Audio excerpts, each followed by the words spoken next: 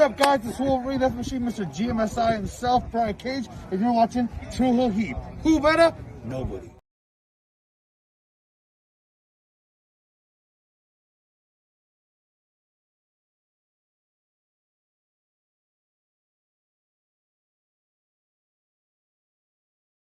Oye, te habla tío Sabio Vega. This is Sabio Vega, and you watching True Heel Hit a mi manera o pa' la calle.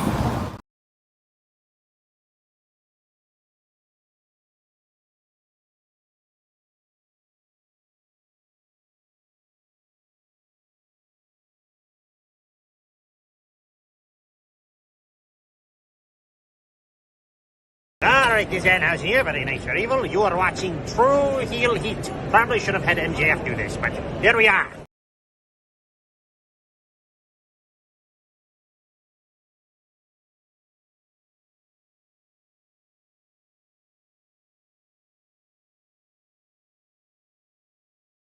All right, hello, True Heel Heat. I'm the AEW World Champion MJF. Just in case you're deaf, dumb, blind, stupid, or since you listen to this podcast, or you're listening to True Heel Heat, and I apologize for that.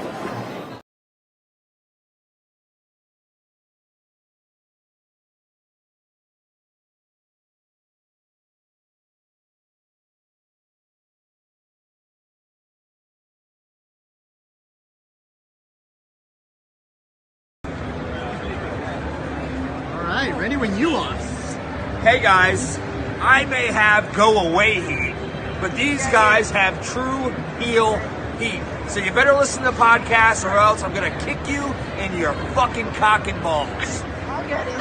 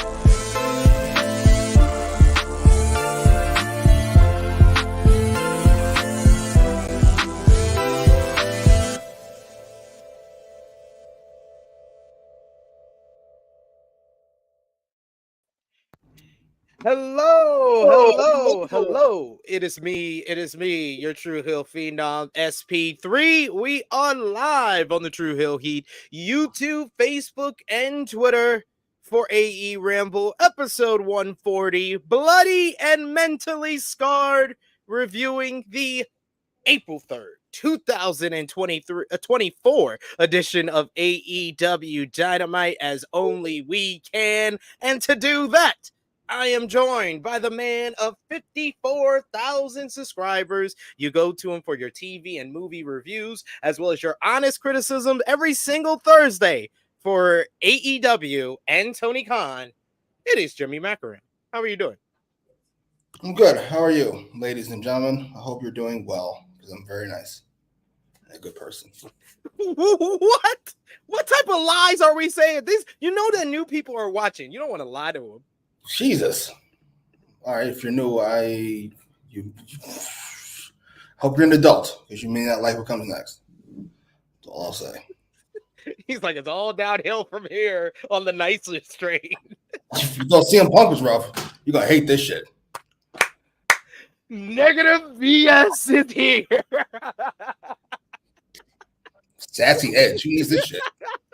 We are here. Thank you so much for joining us live. We appreciate y'all. We are here every Thursday, 1:05 p.m. Eastern Time. The best AEW Dynamite review on wrestling YouTube. So we appreciate y'all. Show that appreciation back. Drop the thumbs up on this video. Share this video with all your wrestling fans, friends, and family on all your favorite social media platforms. If you are new to the True Heel Heat YouTube channel, hit that subscribe button. Hit the bell to stay notified for all the great content here. And of course, sound off in the live chat. If you know us here at the True Heel Heat YouTube channel, we're probably one of the most interactive wrestling YouTube channels around, so we love to interact with all of you. We'll try to highlight as many of your comments as possible, but of course, if you're feeling generous, you want to give back to what we do here and show your support, you can send a super chat donation. Every dollar amount matters, and it goes back to the contributors that you usually see on screen with us here on the True Heel Heat YouTube channel. So we are very appreciative of that. And of course, it is WrestleMania week, so we have plenty of content for you to enjoy. We've already done our WrestleMania 40 preview, our ROH Supercard of Honor preview, our NXT Stand and Deliver preview. So you can check out all of that. That's on the channel right now. So also hit that subscribe button for that as well. We got Big Man Dogs, who I saw put a chat in early at 9 a.m. right after I made the link. He's like, I'm setting a timer for this one. Oof. He must have known. He must have known how we felt about this one. Or at least you. I don't know if people will be surprised at my reaction to this show. Before you have your reaction on the show, I have a very pertinent question. You may already be at odds with one another. Who runs the True Heel Heat Twitter? It is a collective effort, but mostly it's me. What are you upset about? We talked earlier about your social media experience you had with some guy. So I checked the True Heel Heat channel on Twitter. And yeah, there was something distinctly missing from that timeline.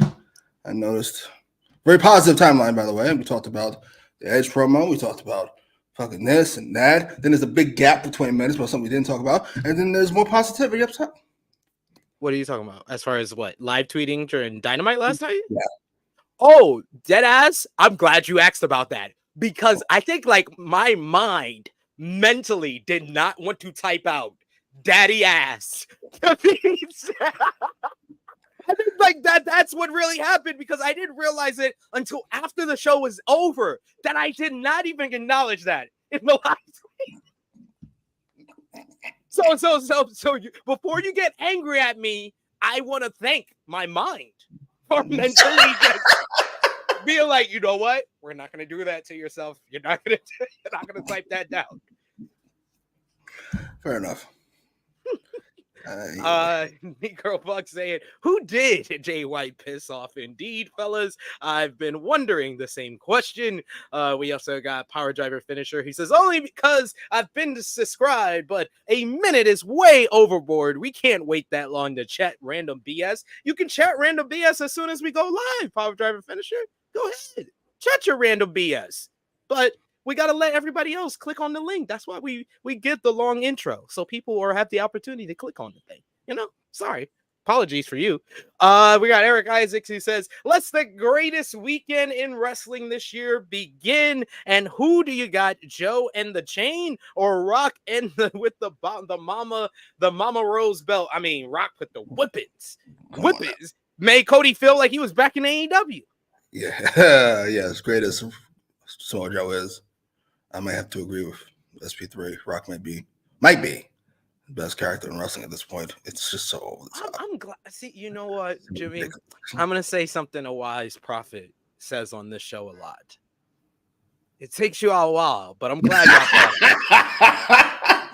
See, you can't get anything shit.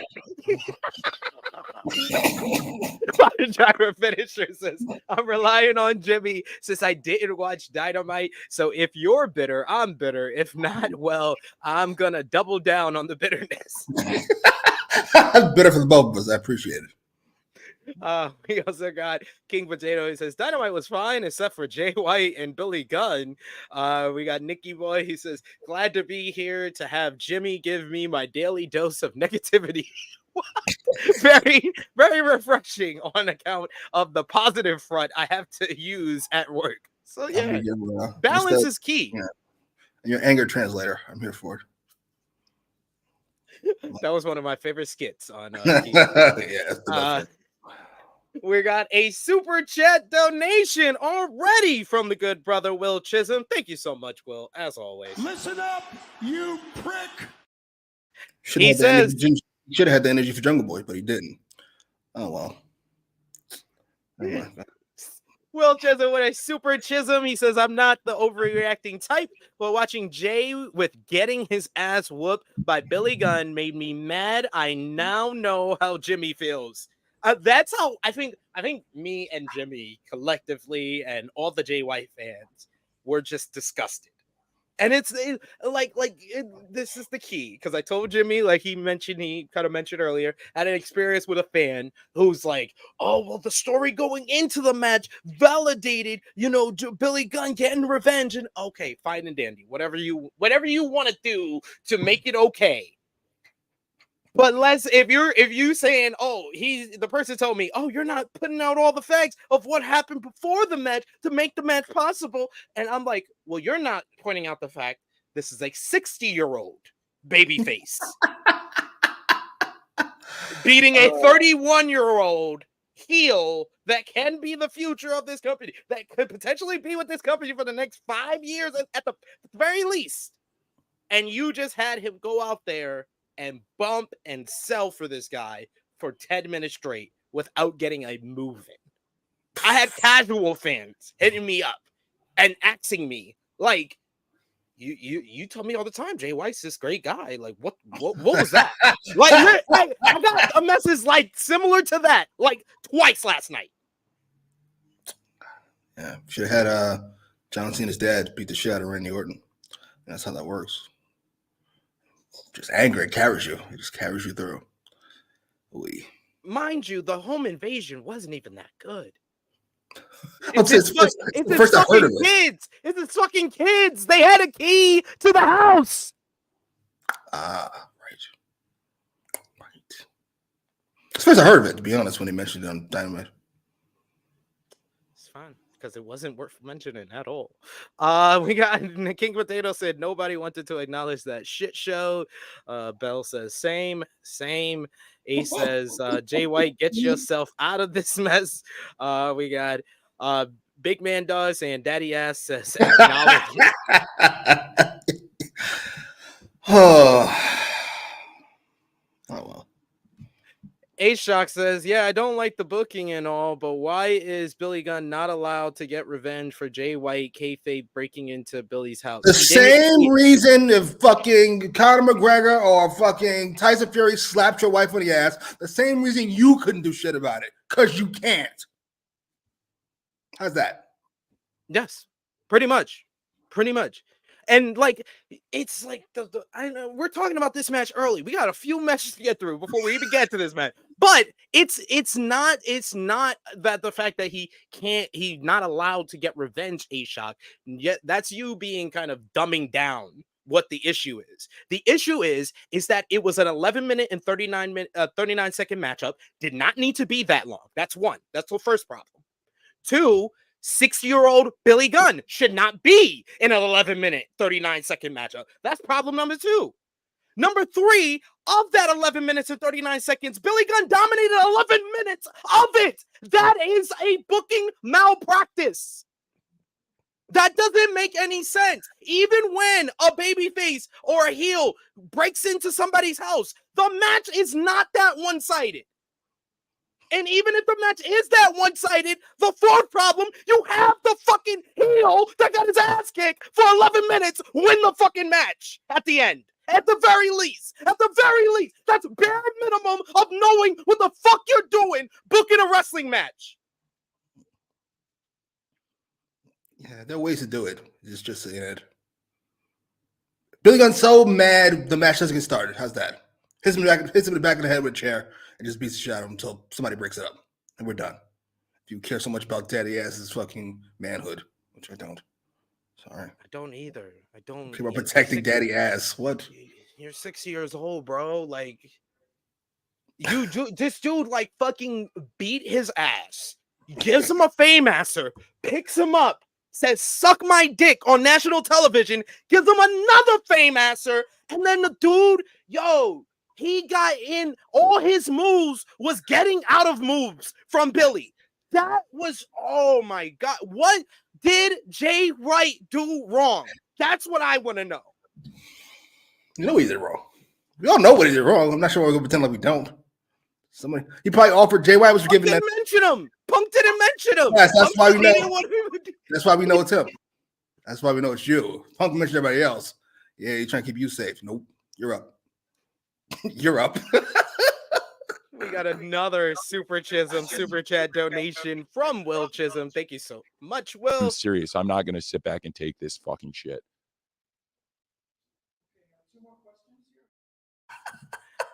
Will says the way The Rock was whipping Cody, I thought he was doing a remake of 12 Years a Slave. That shit is hilarious. It's the trash talk. It's the trash talk in between the whips. I don't know how much it hurts. I've seen Flair and Hogan take whippings before, but it's just funny to watch. It looks like it hurts a lot, and everybody in there was selling their ass off.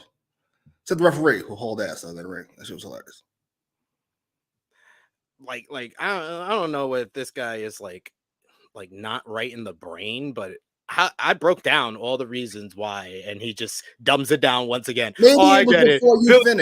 Billy Gunn gets no revenge because old man is old. And then no, this is a response to that. So if Billy Gunn were 30 instead, how would you react? No, you're not accepting the fact that you're wrong on this. You're wrong for even asking the question.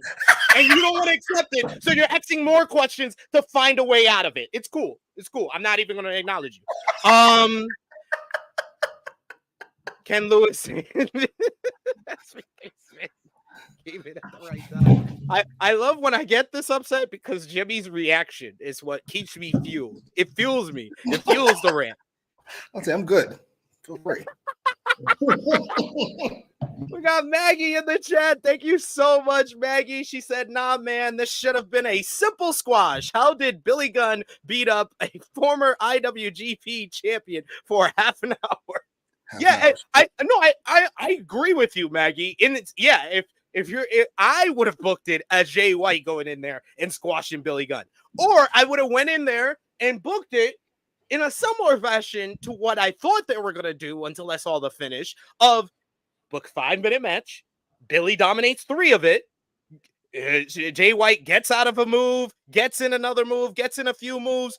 Billy hits his big move, but then he goes for a Fame Master, misses, Blade Runner, win.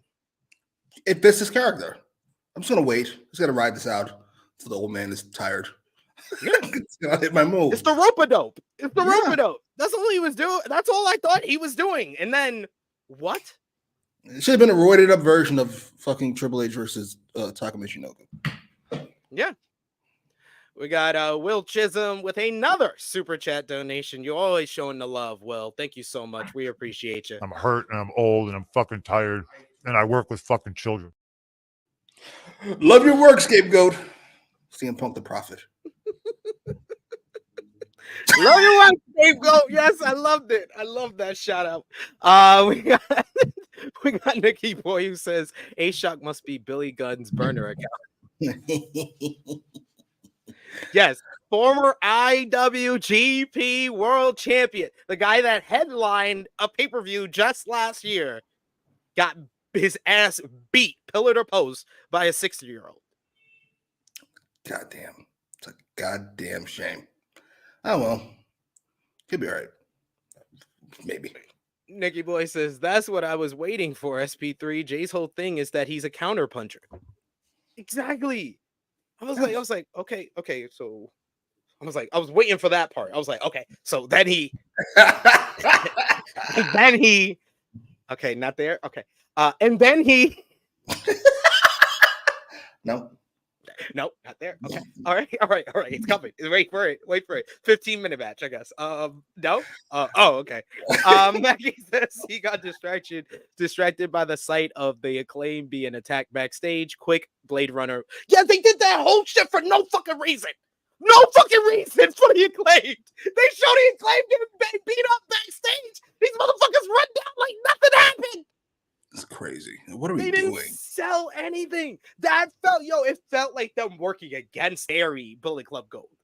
That's what it felt like. The only way this is acceptable is if Billy Gunn beat Jay White ass in real life, and nothing Jay White could have done about it. Then it's acceptable. I'm okay with it. Yeah, I can believe that. I can believe. You look at Billy, and I can believe he could beat even 60-year-old Billy. He could beat somebody's ass, pull it or post if it's real. Yeah. We got another super chat. Will, you're showing us so much love. We appreciate it, sir. The super chism once again. We appreciate that. That's fucking bullshit. Will says SP3 AEW fans are turning on you like the crew is. Please don't let Mercedes' first match be at Double or Nothing. That's all I said about the crew. I said that Jimmy and Jeremy was right, and that based on evidence that we've seen over the last couple of weeks, Becky Lynch may be a bigger draw than Mercedes Moné. Maybe. And I got people who came for my neck. On in the weeds. It was like, damn, you would have thought I said she wasn't a draw. I didn't even say. I said someone else is. I literally, and I compared it. I said it to someone who's from Ireland. Shout out to Corey. So he didn't get it, but Jeremy did, and you'll get it. I was like, it's literally I felt like a fucking LeBron versus Jordan argument of I'm saying Jordan is better than LeBron. And then LeBron fans say, "Oh my God, you're shitting on LeBron. You're shitting on. Why are you shitting on him? How could you do that?" Like, no, I'm saying one guy, not everybody else. I'm saying one guy is better than him. That's it. Oh my God, that's how the crew reacted when I said Becky may be a bigger draw than Mercedes. I only have 3 weeks of proof to really do the comparison. Nigga, you have years of proof. We're not gonna get into that again. But we're not even talking about the ratings last week because you cashed out at the casino, as they say.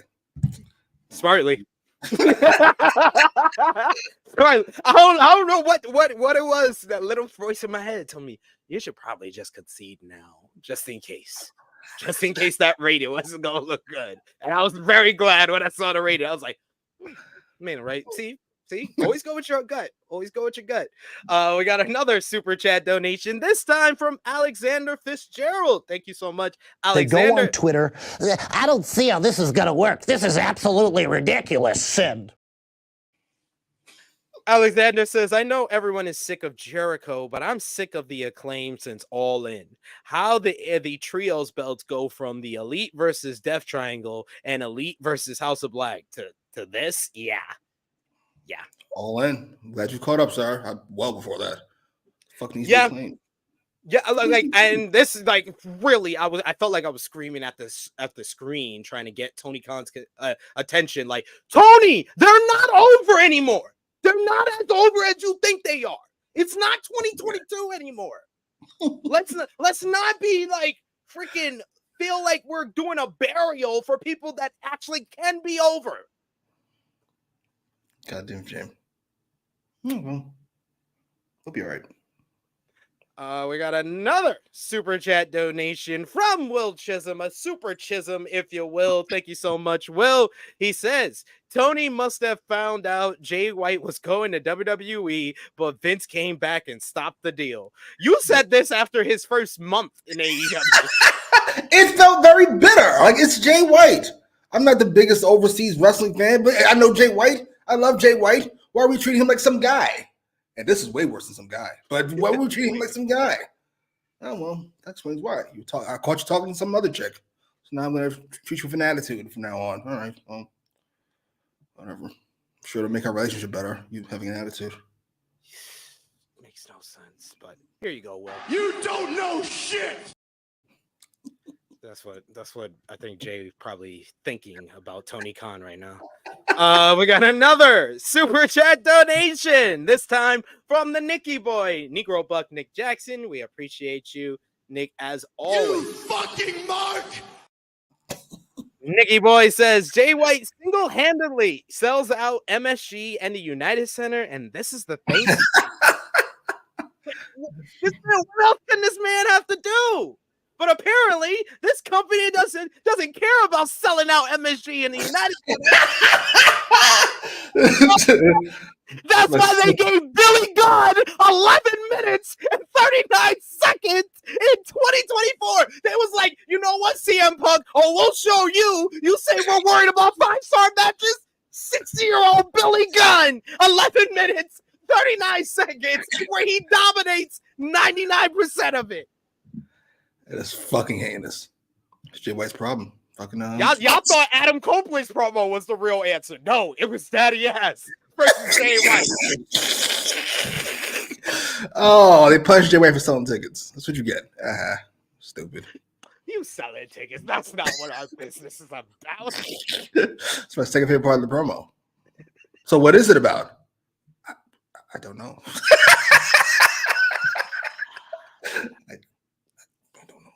I love when he insinuated that he broke his arm. An arm that he was legitimately sighing and had ice on. He didn't insinuate. He said, I can't tell you. He insinuated. He did not answer. He could have just said the match. But he didn't answer. He said, I can't tell you. I can't tell you. First of all, the whole night is a blur. That's number one. And number two, I can't tell you about Brawl Out. I can't tell you. I appreciate y'all Punk defenders. Y'all Punk defenders are hilarious this week. I mean, we all know that's fucking silly. Like, there's no way CM Punk doesn't sue somebody. But who's gonna break his arm? But that's not even the funniest part of the funniest part, and we talked about it when we filmed for your channel this week, is, I thought I was doing the responsible thing. I didn't punch anybody. Just choke somebody a little bit. I went, oh my God. Sorry. Turns around 2 minutes later. Oh, Tony Khan said he feared for it. It's like, yeah, I don't know how you feel that way. How would you fear for your life? I'm not choking you. I see he choked somebody. Does that matter? Sir, you've seen people get choked. Did you fear for your life? Come on now. Hey, if I was Tony Khan, I would. I love that. There's a whole building of people who rely on you. I don't think they're gonna let you get choked out by this one-armed psychopath. I don't think it's gonna happen. He didn't have one arm then. He had both arms. He had both arms at all. I'm with you, sir. Choke people out. No, we are not. I am not condoning that on this show. The words and opinions of Jimmy Macram do not necessarily reflect those of True Heel Heat, its viewers, or affiliates. A lot of y'all mix the context of what he said. First of all, they don't need any context.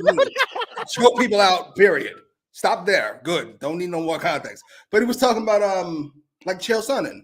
I don't know if you've seen that Chael Sonnen clip. It's my favorite clip ever about not getting close. You get in my face. Listen, once you get in my face, it is up to me to decide what happens next. That's the rules of engagement. You get this close, I decide what happens next. Punch, slap, choke, or I walk away. Guess what? It's mostly choke. Always felt this simple. Maggie is our spirit animal. She was our spirit animal at All In. She said everyone was scissoring and going out of their minds. I was just pissed off. What even happened at All In? Well, that's when they won the trios titles from House of Blood. That was at All In? Yeah. Oh, I blocked that up. See? And you try to call me out. You try to call me out for mental blocks.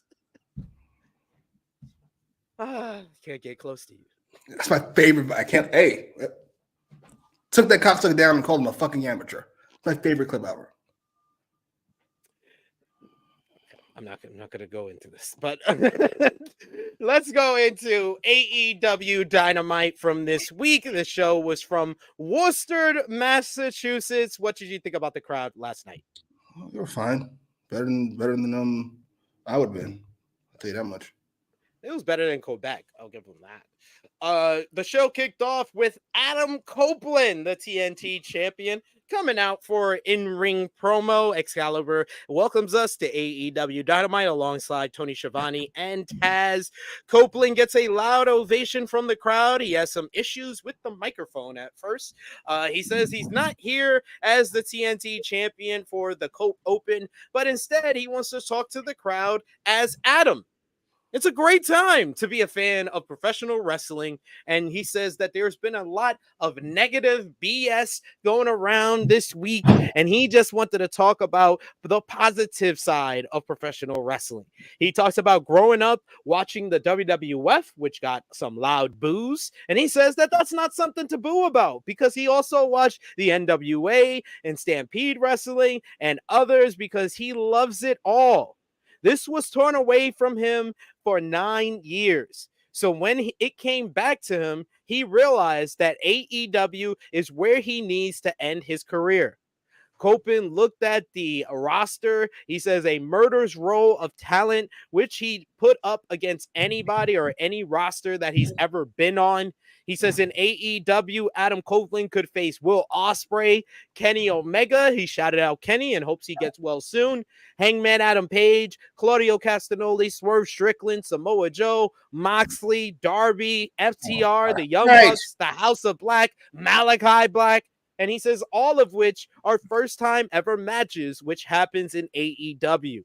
Copeland says that he's having a blast in All Elite Wrestling and isn't knocking anywhere else. He says that this is the most fun he's ever had in his career. Copeland celebrates AEW. Not anywhere else. Absolutely. Go ahead. Copeland celebrates AEW and the men who started it. The Bucks, Kenny, Tony Khan, even Cody. All who should be celebrated because we love professional wrestling. AEW has pushed the industry into a better place and given more people to do this for a living, which should be celebrated. He says AEW makes pro wrestling better, fun, and it's where the best wrestle. Not saying Copeland apologized for getting fired up. But now AEW is walking into the future. He says there's a reason that Okada was here. There's a reason that Mercedes Moné was here. There's a reason that Ospreay is here. Copeland introduced someone he says that will lead AEW going forward, and he introduces Will Ospreay. Yes, Copeland could not pronounce Ospreay for the life of him. I was like, please. I was like, is this the Canadian accent? I've never heard Copeland with a Canadian accent until this promo because he just could not say the word Ospreay. But Ospreay did come out, shakes hands with the TNT champion ahead of our opening matchup. What did you think about Adam Copeland's anti-negative BS promo? Nothing like tribalism. Being shitted on and then capping your promo with tribalism. I, for one, am pro-tribalism, but I'm not pro-hypocrisy. This was silly. This was goofy. It didn't make me angry. I was just more so like, why are we doing this? I mean, I know why we're doing this. Why is Edge doing this? Why are we doing this right now? And why are we pretending like that's not the case? Why are we opening the show with this? And why? And if this is all for, which we all understand, this is a response to CM Punk's interview with Ariel Helwani, which I would have took a Tony Khan tweet over this. Somebody's tweet. Feel free. I would have took somebody tweeting over this because if the point of this was okay, Copeland was not happy with the interview, and he wanted to come out and say his piece as the rah-rah bearing the flag for AEW as someone that traditionally a lot of fans will look at as a WWE guy because he spent 3 decades in that company. I get that. You then, Tony Khan, when you are told by Adam Copeland, I want to do this, you then figure out how does that work to help the story of what's going on moving forward. You can't just have a 6-7 minute rah-rah speech that adds nothing. It adds nothing. This man came out. The last time we saw him on Dynamite, he won the TNT championship. He comes out. He does not have the TNT title, folks. He comes out. He does not mention Christian Cage at all. After 6 months. 6 months of y'all feuding with one another. 40 years of friendship. You won, and the first time we see you back on this show, not even, I would have took a sentence. I would have, like, the last time you guys saw me, I beat my best friend, Christian, he's in the rear view mirror, but now I'm going to focus on this. At least that. That would have been acceptable, and I would have gave you a point for that. You don't even get a point for that. And then just, like, he has a match at Dynasty. You just made the match on Collision. It's Copeland, Eddie Kingston, Mark Briscoe versus the House of Black. You mentioned Malachi Black. You mentioned the House of Black in this Murders Row, and you made sure they were last But you did not even segue that to mention that you have a fucking match at the pay-per-view. So what was the point? That was my reaction to this. I was like, okay, that's nice. What was the point? In a vacuum, this is a good promo, but there's no point to it, so it loses that goodness. I don't like rah-rah promos in general. I just ever about anything. I don't want to hear about how Mercedes is here. I don't want to hear about how CM Punk is home. I don't give a fuck about any of this fucking. I love you guys, and professional wrestling is good and great. Thank you, stupid. We're all here for a reason. You're preaching to the choir. It's annoying. Is there anybody who was swayed by that promo? Anybody who fucking loved AEW who fucking I love it even more now, or who hated it? Who was like, you know what? I never looked at it that way. Really? What is the point of any of this? No. Ugh. You're not going to change any of their minds. Some people do it because they don't like AEW. Some people do it because they really like WWE, and the existence of AEW is somewhat of a competition to that, to their fandom of what they really like. And then there's some people who get paid to hate on AEW. You didn't change any of those. I just broke down all the people that don't like that. A large majority, I broke down that where they stand of why they don't like AEW, and you didn't change any of their minds with this promo. A waste of everybody's fucking time. Some poor bastard sitting in the crowd who bought tickets for his fucking goofy son who's getting bag raising fucking school, but his wife is tired of having him at home, so sent him and the fucking kid out to go watch goofy ass wrestling, who has no clue what the fuck is going on. Why is Edge even having this conversation? I'm very confused. And he asked somebody over there, he mentioned CM Punk. He goes, I thought he left. Yeah, but there was an interview. What the fuck are we doing? I paid my tickets to see wrestling, and I got Edge giving me a speech about something I know nothing about. I don't know. This more or less kind of valid. You kind of validated what CM Punk was saying. Yeah. Like by acknowledging it on your fucking television show, you did more to validate CM Punk's interview than anyone in WWE did. You just had Cody on the same day, earlier in that day, yesterday, say he disagreed with CM Punk. That's all you needed. You didn't even need to mention that shit. You had the top guy in WWE say CM Punk was wrong. What did Cody say? I'm curious. He said, I disagree with CM Punk's assessment. He said, what we did for professional wrestling, he says that AEW wouldn't be around right now if they weren't worried about business and stuff like that. It was a good response. It's on social media. I've seen a couple of clips. I have to go and watch that Cody interview since I spent 2 hours watching the Punk interview. Might as well. I don't know about all that. That's a weird equation you just had there. Because I spent 2 hours watching CM Punk and I watched Cody. No, absolutely not. I watched Cody for an hour. Yeah. We got another super chat donation, a super chism from Will Chisholm. Thank you so much, Will. We appreciate you as always. Let's fucking go. He says Tony Khan is in love. He didn't have 97 HBK, Hall, and Nash. Triple H would try to babyface himself like he did to Hitman's ex-wife. Oh shit! Hey, Jesus! All right. God damn, he did though. He did try. He failed. Yo, she read that nigga. She read. Oh my god, that's the only time that Triple H has publicly been read like that. So, well, yeah. I mean, instead of him reading himself like he did in that press conference.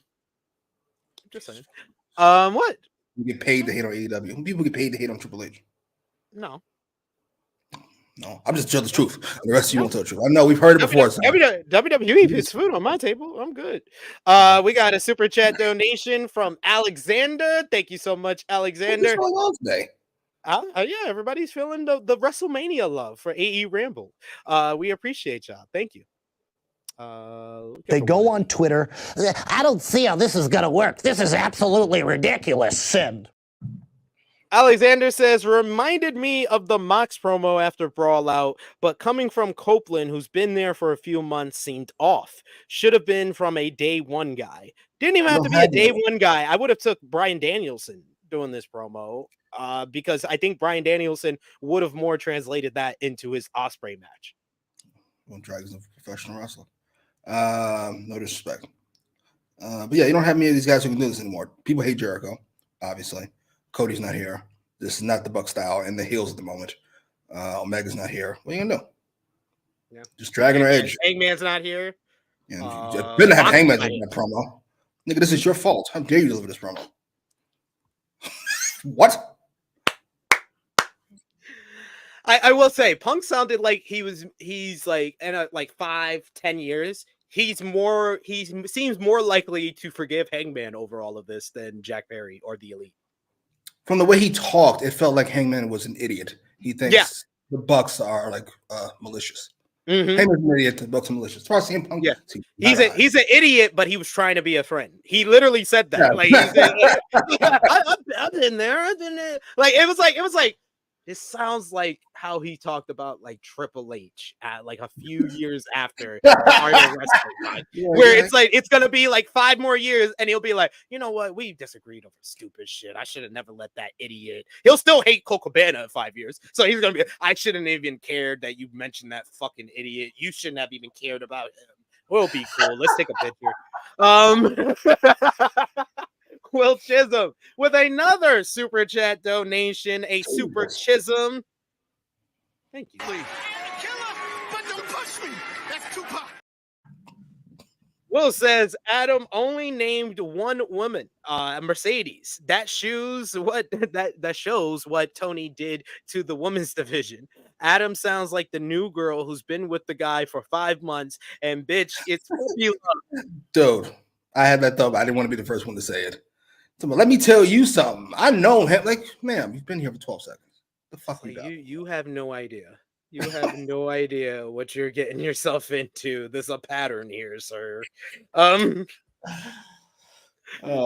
we got another super chat donation, a super Chisholm from Will. Thank you so much once again, Will, as always showing your Tony Khan! This is also on you! Because you can stop this! Will says, now I want WWE to be petty and send Drew to cut a promo on AEW. That's not going to happen. Drew's going to be like, you should only like WWE. Oh, that'd be awesome. He's the complete heel. There is no other wrestling. I chose to resign here because the most elite of the elite was also here.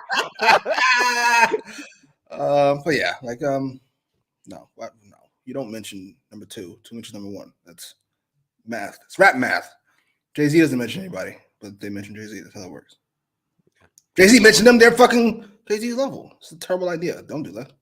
That's also true. Maggie makes a good point. Kingston would have done good, but he doesn't care that much. Yeah, he already gave his. When he got asked by Buck, I was like, what? I don't give a shit. Who's here? I care, but he's not. I don't give a shit. There you go. The proper response, Eddie. The adult in the room. Perfect response. Ace says, I agree. Brian would have been a better idea and would have transitioned into the Lance Archer match he had. Yeah. That's what I thought. I thought that's what Copeland was going to introduce was Brian for the Archer match, but instead he introduced someone he couldn't pronounce their name. Ospreay. I wonder if anybody in the back told him afterwards. I think it was a perfect cap to that promo. Edge being a robot and saying what he had to say. And then fucking not even knowing who the fuck the people are. Agreed. Good job, Edge. Just admit you're here for a paycheck. Fucking Kevin Nash ass nigga. You stop it. Stop pretending like you give a fuck. Unless the Kevin Nash go out there and give a pro WCW speech. Are you serious? Nah, Edge is more like Macho Man. Oh, because Macho Man wasn't going to get the big contract and wasn't going to be let to wrestle in WWF. So he went to WCW, got the big contract, was pushed as a big star, would do the rah-rah speeches. That's Edge. Macho move numbers. Be respectful. Sorry, Edge. Love you. I'm just saying. To be fair, he did. He's third. Did you see that WWE top 10, top 50? Yo, I was like, wait. First you have Rhett at number 1, then Macho at 3. I was like, what are we doing? What are we doing? And in what world, on the criteria that they presented to us, is Hogan 10? What are we doing? This is WWE. We're not talking about just in-ring work here. We're talking about the overall picture. How is Hulk Hogan behind that many people? It's ridiculous. It's insanity. How is The Rock number 7? If Hogan, Rock, and Austin aren't 1, 2, and 3, whatever order you prefer, you fucked up somewhere. Sorry, you just did. The only one that seemed like accurate when I looked at the list immediately, like on first glance, I was like, Cena number 5. Good. That's solid. I was like, that was it. That was it. I was like, I went down up to like number 15. I was like, Cena number 5 is the only one that seems accurate.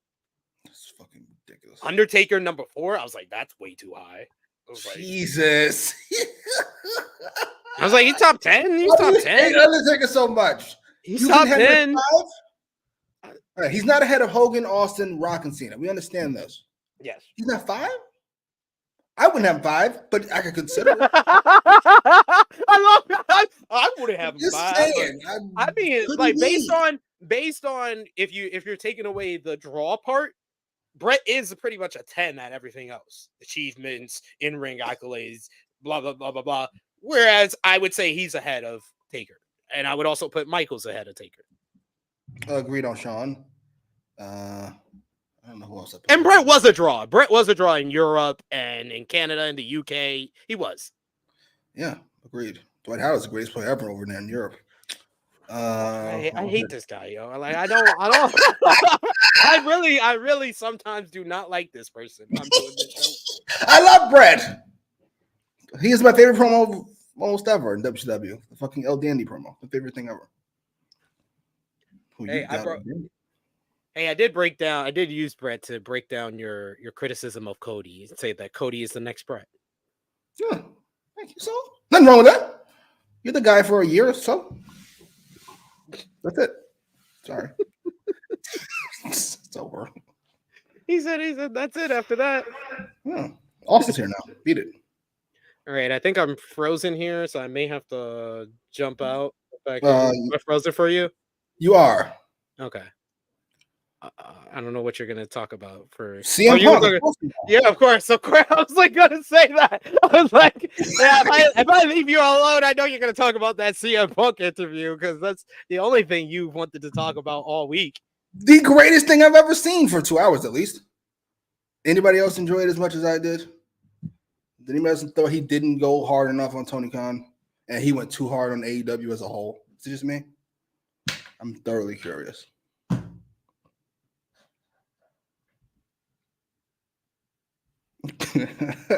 Cancerous monster is crazy. Yeah, what are they gonna do? Nikki, you gotta get on it. It is fascinating to watch. To watch somebody who knows he should be saying what he's saying, but cannot help himself at all. He knows he should be saying this. He just can't help it. He can't stop himself from saying awful shit. Not saying you're wrong, sir, if you're watching. I doubt it. I'm just saying. Oh, he's back. That was fast.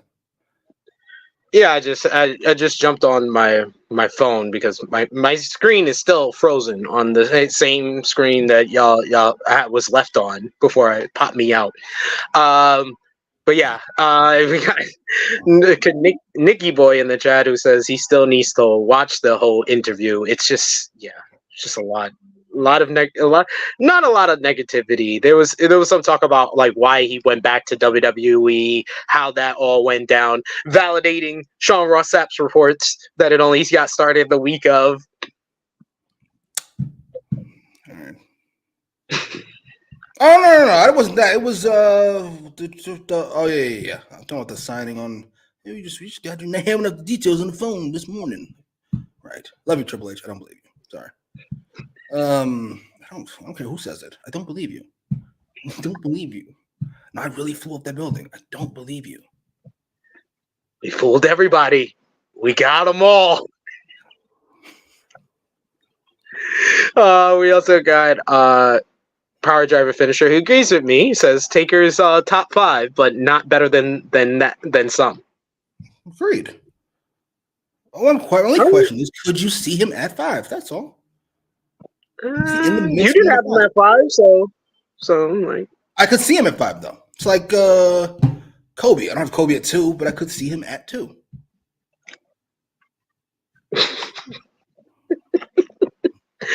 Kobe is 2, but anyway. No, that's why I corrected myself. G Mick, who says Brett eventually became a draw. He was a draw. He was. He's just not as big of a draw as the 4 guys that we named at the start. He just wasn't a draw like people who actually drew. Agreed. Well, typically how that works. Well, there's really in wrestling in general, there's only been 6 main draws. 6 or 7. Okay, we're talking about all of wrestling? All of wrestling. In North America. In North America. Austin, Rock. You have Cena on this list? Yeah. Hogan, Flair, Bruno? I didn't even think about Bruno because that's before my generation. I thought Macho Man would be 6. Yes. Macho definitely. Yeah. That's it. But that's it. Now you could put Roman into that. Oh yes, Roman's earned himself onto that insane list, which is jarring these days. Yo, it's crazy when you think about Roman a decade ago and the fact that he's on that list now. Yeah, you know what's funny is that wrestling fans keep saying this is the last. There'll never be another fucking Austin. There'll never be another Rock. There'll never be another Cena. There'll never be another Roman. Maybe shit just keeps happening, and we just keep moving on. Maybe that's how that works. Maybe this company knows how to make stars. That's the one more they do know how to do. Yeah. Sorry, Vince. I won't say I love you, but that's it. For a long time, though, they only knew how to make one at a time, though. To be fair. Yes. We got Maggie in the chat who says, "I'll say this: I truly think Punk believes in 100% believes in everything he said. 100%. I won't say that Punk was lying at any point. I would say that if it was a lie, he 100% believes it." I assume we're talking about the they didn't want me there part. Yeah. What's that? The only thing he said that I thought was really controversial, maybe, or debatable. Everything else I've been saying on this fucking channel for 4 years now. What else is there? What other part is up for interpretation? I'm curious. So there was a lot of it. I don't know. I'm curious. I'm not even being a dick. You could watch True Hill Heat tomorrow because I'm saving the long discussion on the CF Punk interview for that. Sorry. I mean, I'm just saying. All right, let me back out. I'm gonna do the switch. All right, let's read some of this fucking nonsense. Punk stands for workers' rights, but hates the guaranteed money they got. He doesn't hate the guaranteed money they got. He just says it may have killed the business. Of course, that's objectively accurate. A shock? I'm not entirely sure what the issue is. It's an objectively accurate point. If you would get paid money for doing something you would do, or you would get paid no extra money for doing that, then more likely you wouldn't do it if you didn't want to do it. Why is that not common sense? Is my question. Would you go? Yeah, thank you, big man. Exactly. Would you go to work if you didn't get paid? No, or if you got paid regardless? No, of course not. This is common sense. I'm not entirely sure why this is a hypocritical statement. Just seems like it is what it is. What? What was a hypocritical statement? We're talking about workers' rights and guaranteed money. I was like, this is common sense. Well, he's capitalized on guaranteed money, so that's why that's not the issue. Statement. I don't hate guaranteed pay. All right, here we go. Jimmy, calm down. That's not the issue. The issue is, we'll use a real life example, since we have one. If the Bucks and Punk would have got paid more money, the money's not guaranteed. They'd have got paid more money to work together. What is the likelihood that it may have happened over now? That's the point. That's the well, he didn't say that. What the fuck? Why are we doing this? I'm just saying. I think that's your interpretation of his point. That's what I'm saying. That's all I'm saying. I'm not saying that wasn't his point. I'm saying that's your interpretation of his points because he did not say that. He did not Guarantee specify money hurt the business. What other conclusion could you draw? that he doesn't want to guarantee money. Why not? Because guaranteed money hurt the business. How? Because it hurt the quality of work. How? I'm just saying. I literally just looked at the quote he said. That's what I just heard you, and now I'm asking how. Oh, you got to ask him that. That's his statement. No, I'm telling you how. Repeating what he said. I'm telling you. We got here in the chat. Keep on sending those comments in the chat. I'm sorry I wasn't able to highlight as many of the comments when I was on my phone previously, but I did my best. We also got in the chat here One Mike Nation who says, I found it hypocritical. Oh, okay. This was what you were talking about. Be run like a business, but yet his solution to everything is choking someone a little bit. Solution to one thing, and that thing was Jack Perry, which makes it okay. Matt Jackson and Jack Perry are okay. Everybody else is off limits. Keep your hands to yourself, sir. Jesus Christ. Jesus Christ. No one's okay. No one's okay. No. I love this. When did you become I thought you were from Harlem. What kind of soft ass horseshit is this? Where we need to talk shit out when we clearly have aggressive intent towards one another. Since fucking why are you specifying like it's okay for certain people to be choked out? I didn't say that. But, yes, you did. You did. What are you talking about? I am judging you by your words. I'm not judging you by your actions. I'm judging you by your words. Your words are horseshit. This is nonsense. This is nonsense. Be violent. This is a violent place. When men have aggressive feelings towards one another, you should get violent. Don't hit your wife. But if you're gay and your husband's getting aggressive, go upside your husband's fucking head. The words and opinions of Jimmy Macram do not necessarily reflect those of True Heel Heat, its viewers, or affiliates. I am pro-violence. We clearly see that, sir. We clearly see that. I chose what's his face? What's his last name? Michael Montrose in fucking Latin class because we have violent intent towards. Well, I do. I don't know what he did. I have violent intent towards you. You are bugging me. And then Mrs. DeJourno all Davis. No, fuck that. Fuck that. The fact that this man has PTSD from our Latin class in sophomore year. I am pro-choking people who annoy you. And our opening contest on AEW Dynamite this week was a battle of Don Callis family members. Powerhouse Hobbs going one-on-one with Will Ospreay. I love the start of this matchup as Hobbs pounced Ospreay almost out of his boots, led to some corner strikes. We had Hobbs going for a pop-up strike, but Ospreay hits him with a drop kick in mid-air. Ospreay realizes that it was foolish to try some striking battle as he tries to shop Hobbs, but Hobbs just keeps moving forward. He tries to use his speed. He sends Hobbs to the floor, hits a slingshot forearm. Callis applauds his Don Callis family member, but it only leads to pain for him as he tries to springboard off the guardrail, and Hobbs catches him, gives him a Falcon Arrow onto the steel steps. Powerhouse Hobbs looking good after that one. He then hits World's Most Dangerous Slams repeatedly on the apron, which led to a fall-away slam over the commentary table, which really got the commentary table into this matchup here. This was a perfect kind of great big man versus speed matchup. Ospreay trying to use his speed, his hard strikes, and high impact offense to keep Hobbs on the back foot, but Hobbs just completely overpowering Ospreay throughout this matchup. He hit a wild lariat that turned Ospreay inside out, then hit an avalanche power slam off the top rope for a near fall. Ospreay just kept coming back. He kicked out of the twisting avalanche power slam. Hobbs lowered his strat to look for the spine buster, but Ospreay was able to reverse that into a DDT. He then follows up with a leap of faith that he lands directly on Hobbs' poor face, to the point that when Ospreay finishes him off with the hidden blade, we get this style of cover where it was obvious Ospreay was hugging Hobbs and telling him, my bad about the leap of faith, bro. I'm sorry. I know your face is probably fucked up right now.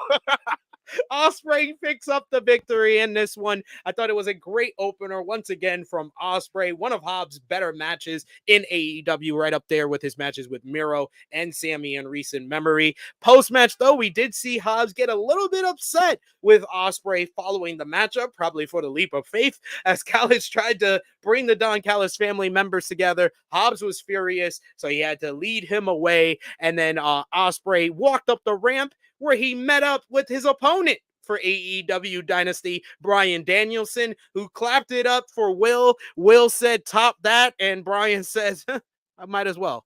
What did you think about this opener here, Ospreay versus Hobbs? Really good match. I know fucking Ospreay fought Kyle Fletcher for 20 minutes in front of 100,000 people less than when they started. But who else did he face? I forget. Shibata and Takesha. Thank you. Outside Takesha is my favorite Ospreay match with relative ease. It felt fucking different than the other 3 goddamn matches. And it didn't overstay its welcome. Matter of fact, I wouldn't have minded a few more minutes of this. This was fantastic. I loved every bit of this. I have no complaints outside the fact that Will Hobbs is greatly underused. I agree. In this fucking promotion. I agree. I thought this was a much different Ospreay match than we're used to, because in New Japan there aren't that many like guys Hobbs size for him to go against. So this automatically was going to be different. I really enjoyed that Falcon Arrow spot, even though Dave Meltzer went crazy about it on Wrestling Observer Radio, saying Ospreay shouldn't be taking those bumps in matches like this. What the fuck? Why do you listen to Dave Meltzer? No, it's funny because all the responses I saw to the quote were people say, "Of course, Dave hates the one Will Ospreay match that I like." Fair enough. So it was mostly people who agree with us. So that's it. We got Nikki Boy who says, "Jimmy, come on." I don't know what that was about, but hey. Choking somebody? I believe in choking people. Sorry. I'm gonna make a t-shirt. Choke me gently. Please. Maggie, you're gonna get so many people who buy that shirt for the wrong reasons. AC says a battle of wills. Yes, it was. We got King Potato who says Jimmy been bitter since he came out. God damn. Just not taking any nonsense, sir. As nobody should. World will be a better place. I agree with you there. A-Shock says disband the Don Callis family. I mean, I'm fine with it. I'm fine with the uses of the Don Callis family in 2024 so far. I mean, compared to 2023. No, certainly. If we'd had story tying these matches together, that'd been nice. But we seem to have got one at the end. Hobbs is not pleased. He lost the match. He's not happy. Matter of fact, I thought the best part of the match was him carrying Will Ospreay and telling Callis, "You asked for this." And then tossing this godfather. I actually really enjoyed Callis on commentary where he kept calling Ospreay the Golden Goose. Yes. So now that he's beating everybody in there, if he turns that up a notch and really starts like freaking only paying attention to Ospreay, I would like if the rest of that's how we get Ospreay out of the Don Callis family, is the rest of the members push him out of it. He says that to Hobbs in the ring, by the way, when Hobbs is going to kill him. He goes, "No, that's the Golden Goose." I don't think it's calm him down, sir. It's probably not the greatest thing in the world. So good. Ace says this match was very good. We got Power Driver Finisher says I'd prefer Callis family over Jericho. 1000%. We got Nikki Boy who says this match was really good. Hobbs looked great. And we got another Super Chisholm super chat donation from Will Chisholm. Thank you so much, Will. You are always one of our biggest supporters, the biggest supporter. Let's be honest. Listen up, you prick. Will says Dave also hate the Will match with a black. Do with that what you may. Hey man. He's like, you know what? I was watching this match and I smelled the smell of fried chicken and I automatically did not like it. Oh, what a mushmouth fucking idiot. I'm sorry. I mean, this is the wrong super chat to send here, Will, because I'm famously one of the only wrestling YouTubers who points out the fact that the only black thing on Wrestling Observer podcast is the microphones. I don't know what to tell you. Fucking urban superstar. Bad Bunny. Yeah, you know, he did not know. He did not know that Bad Bunny was relatively famous. That should have told us that Dave has no minority friends. Anyway. Just saying. We got Big Man Dog said Dave's like, something is off. He was like, anyone else taste macaroni and cheese? Something about this just ain't white. It's crazy. Collard greens? Something about this just ain't white. It's insanity. Oh my god, I love it. No, King Potato. Actually, I will give them credit because they did do the right thing and get a female in Denise Salcedo. So shout outs to Denise getting that chicken over there. But just saying, no black people. Denise.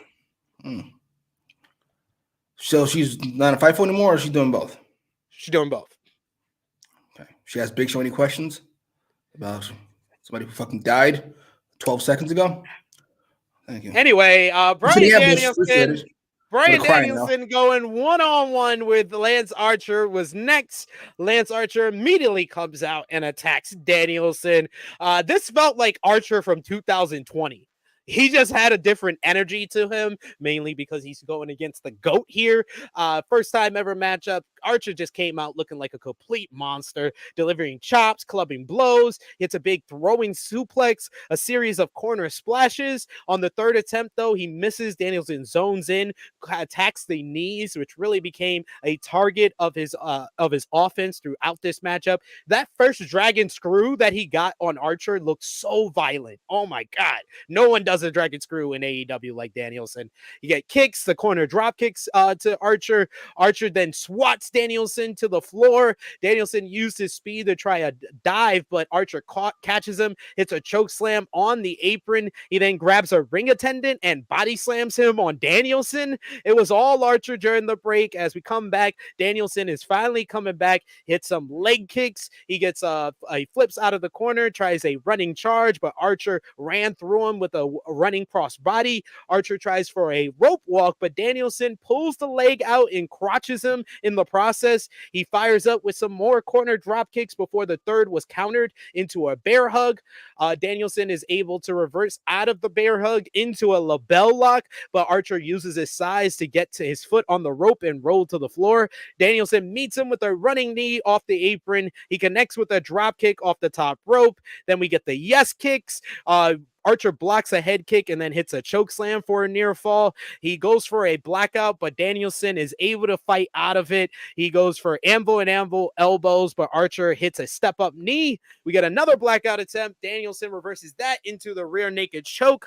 Only this time, Archer shrugs it off only to get to his feet and get hit with the one Psycho knee, but he barely stumbles to his knee. Danielson hits him with 3 straight head kicks, then follows up with a second Psycho knee for the 1-2-3. Brian Danielson defeats Lance Archer. A very damn good matchup. Brian Danielson just knows how to work with big men and have a great matchup that felt like Archer of old a little bit here, and it was nice to see.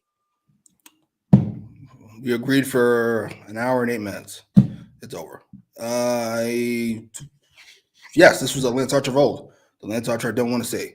Lance Archer in fucking 20-minute matches. I have no interest. Even the GOAT, I don't want to see against Lance Archer for 20 minutes. I'm sorry. Cut this match in half. Fucking please. Good Lord. I like some of the spots. It wasn't 20 minutes. How long was it? Oh, God, you're going to make me look up the exact time. Right. I mean, listen. This is how this works. I'll just take people's word for it. I took your word for it last time, and I fucking almost doubted the GOAT. What are you talking about? Inside, I'm glad you asked. Inside the Stars.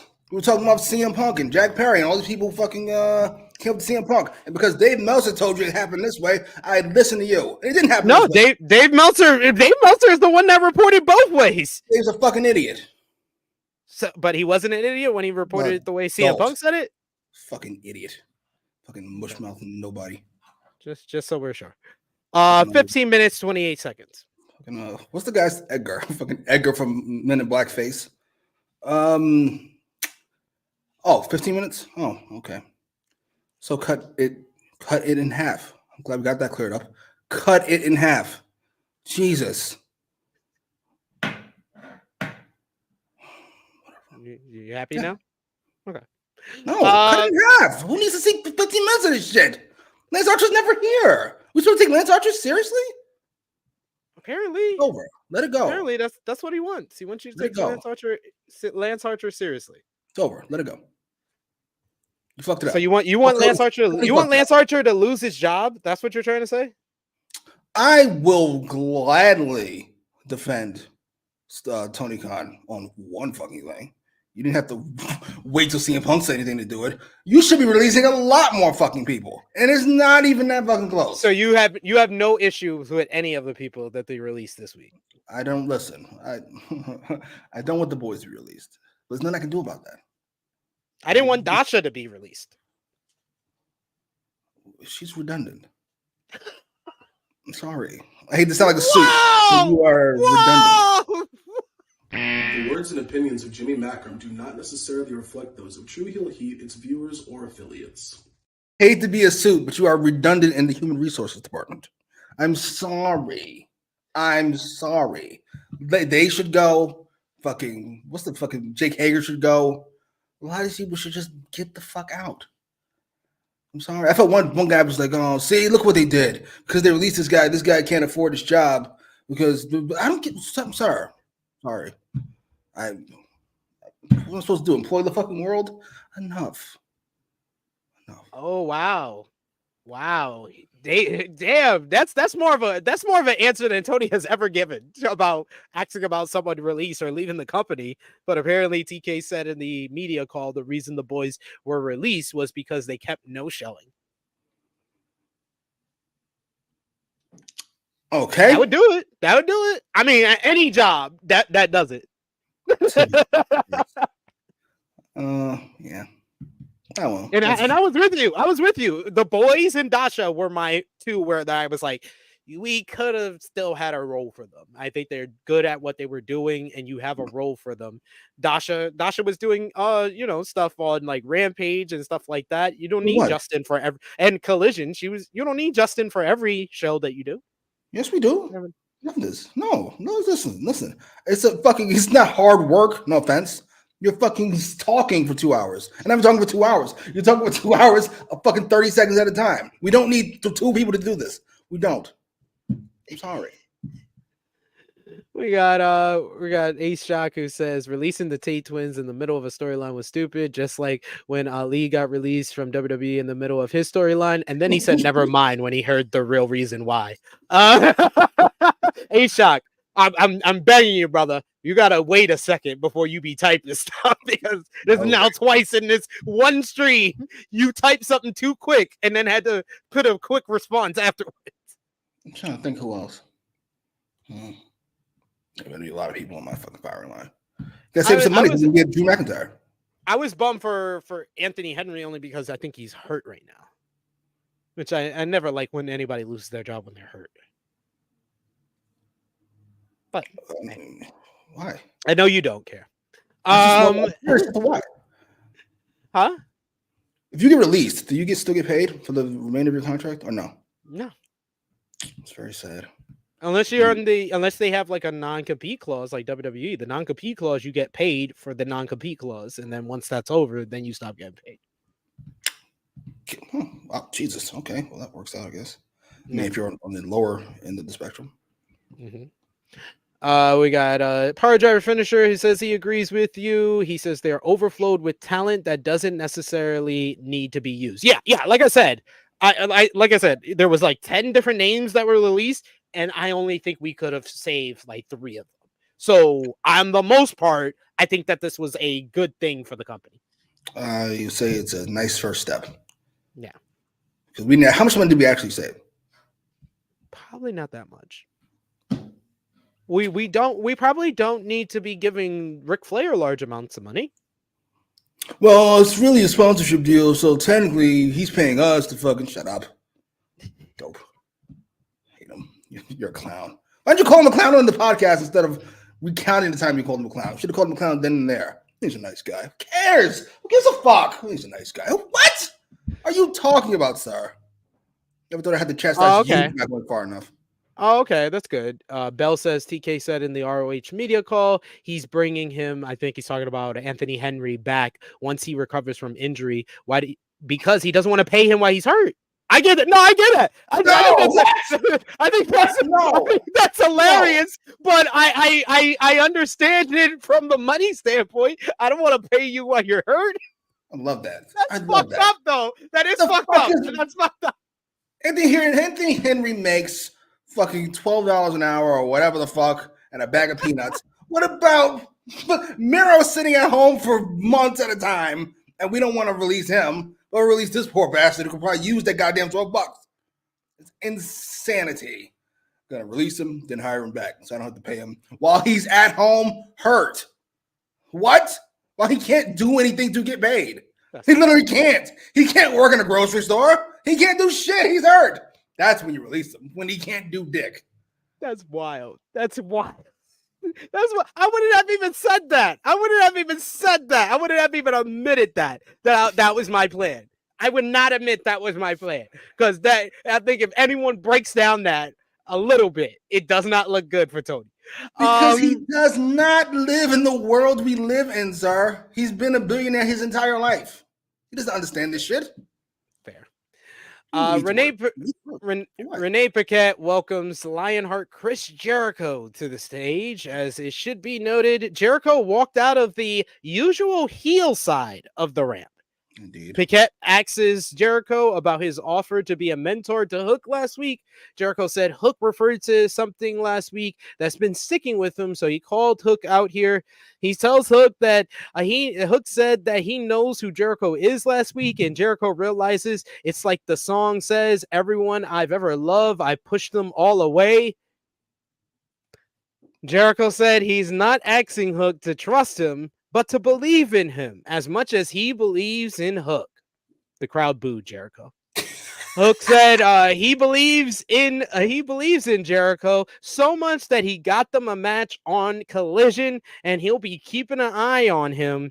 Jericho says that he's learning already, and then the two men fist bump, and Jericho says, "Bet," in the whitest way possible.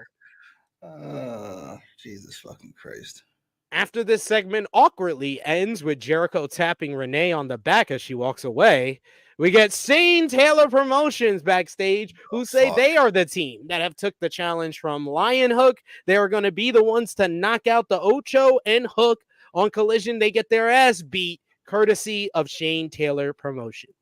What the fuck? He could be in the BCC right now.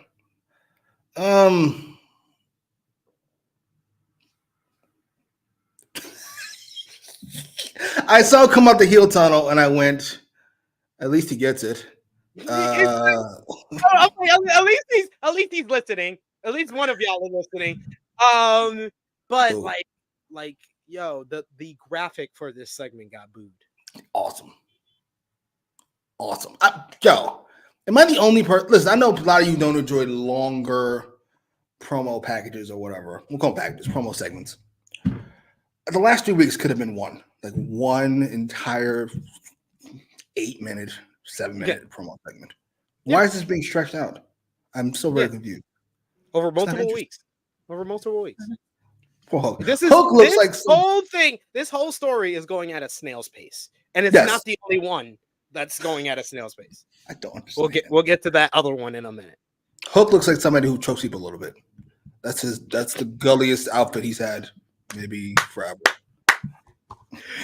He looks like he's like knocked someone's quarter water out of their hand. What the fuck?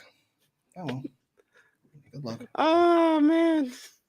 We got also in the chat here. Nikki Boy says, "Me every time Jericho is on screen now." He got the sleeping emojis.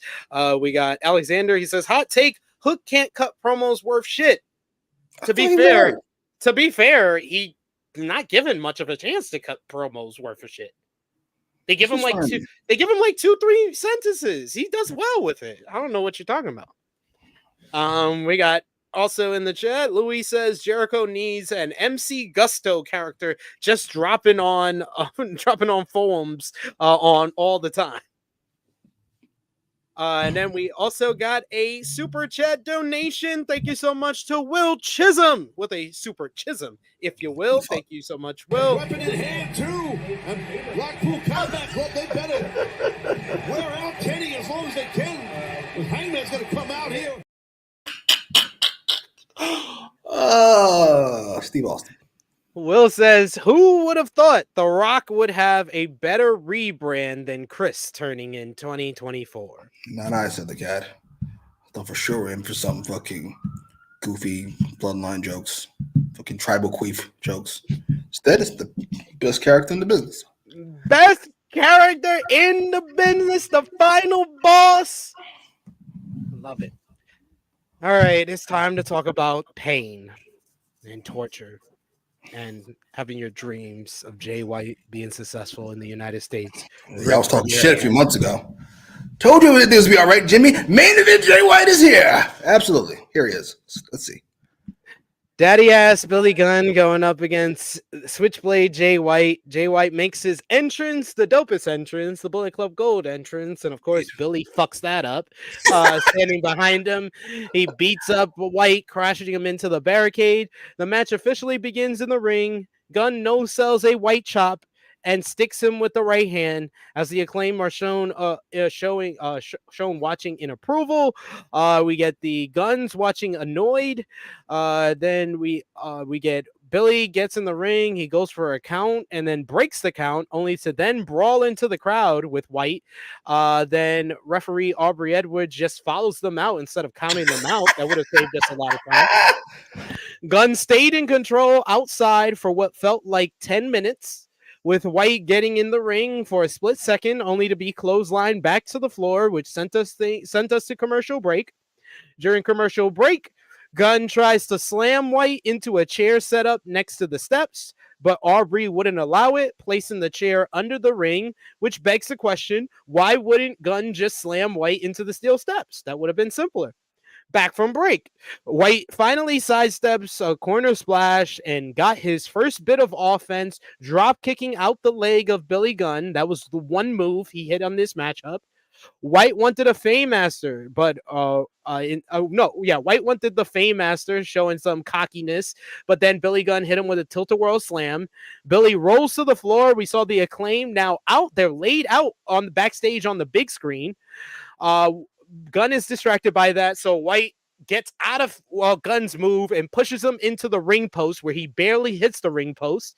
He tries for the Blade Runner back inside the ring, but Gunn counters into the one and only for a double down. Gunn gets up first, hits two Fame-Masters. After the first Fame-Master, he picks him up, says, "Suck my dick" on national television, and then hits another one. He then signals for a third one, but then instead gets a steel chair. Austin and Colton Gunn come down at that point, pleading with their father not to hit Jay White with the chair. Gunn tosses aside Austin, and then White hits him with the low blow for the DQ win, which the low blow was only the second move he hit in this matchup. Jay White grabs the steel chair, was about to go for a chair shot when the Acclaim come down. They brawl with the Guns before Daddy ass decks Jay White. The Acclaim cleaned off the announce table. They looked to suplex Jay White through it, but the Guns made the save and bail Jay White out and escape through the crowd. This might have been a top 5 worst Dynamite match of all time. Because I specifically rewatched the matchup this morning, ladies and gentlemen, to count how many moves Jay White hit. And he hit 2, including the low blow.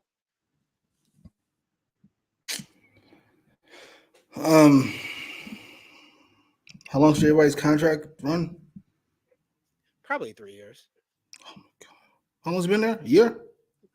Going on a year. Yeah, it's a year now. Yeah. A year this week. Jesus fuck. And we're right back where we started. Isn't that a fucking coincidence? Oh, well. You all told me he'd be fine.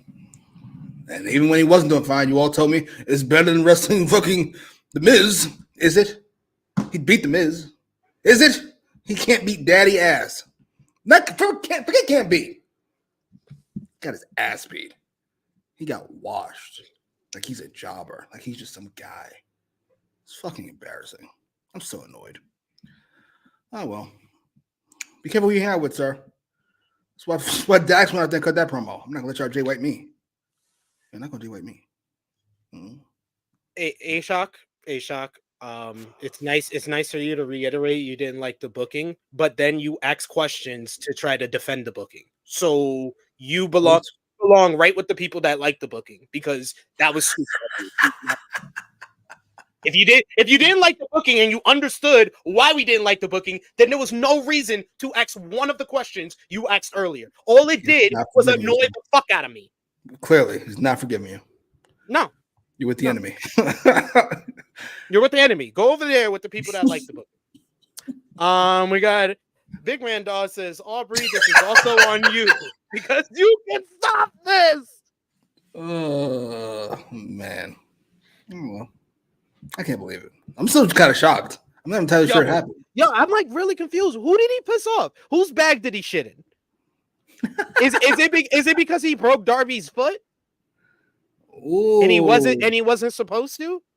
In that like Darby's donation to Tony Hawk's charity was supposed to be connected to AEW, so it makes them look bad. Maybe I'm just speculating. Now I'm just speculating. I'm just trying to see. Maybe it's that. You know what's funny is that we didn't even consider the obvious thing. If you want to do this, why doesn't he just beat up one of his kids? Why does it have to be Jay White? I'm so confused. He's the leader of the group, ain't he? Oh, well. Wasn't he like the top heel in the company like 4 months ago? I was about to say, I always criticize you guys for seeing people as bigger than they are. And maybe this person's not a star. It would solve all your problems.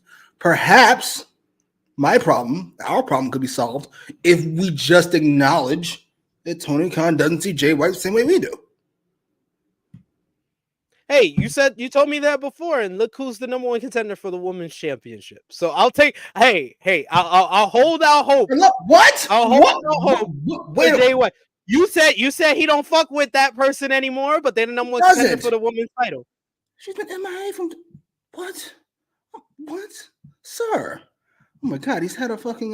He's like Van from Atlanta. He's having a personality in the store. What did you babbling, sir? You're not paying attention. What? Oh my God. It's been a year. We can call it on the Jay White thing. CPZ says Billy Gunn got to look strong for his big match against Ospreay, which is apparently an Ospreay's AEW bucket list. What the fuck? Are you being serious? Probably is. I could see that. I could see Will saying that. How old's Will Ospreay? Huh? How old's Will Ospreay? He's 30. Love that. He grew up with DX. 5. Fuck you give a fuck about DX for? What? Come on, man. Imagine 5 years old. 5-year-old old. Will in the UK, like it's like loving the Beatles and then you're fucking hyped about Ringo. I mean, what? That dream match with Ringo. Big Hero Chris with another super chat donation. Thank you so much, Big Hero I'm serious. Chris. I'm not gonna sit back and take this fucking shit. It makes you laugh every time. Big Hero Chris says free Jay White till it's backwards. I mean, yeah, like or get CM Punk to book him. I don't know. Yeah, he was doing all right on Collision. He was top heel over there. He was. We got Nikki Boy. To go. Nikki Boy says 60-year-old Billy Gunn dog walk 31-year-old Jay White. Fucking tragedy. Wash them. Louis says, I don't give a fuck. Louis says, haven't seen a White look this down bad since the 2008 election. Safet says Jay White versus Billy Gunn fucking suck. Dog shit. Jesus, I've never seen you so upset. Power Drive Finisher says, I've been wanting to let him know, but I don't know whether they take him seriously. Man, I hope you're wrong. I hope they do see what we see in Jay White.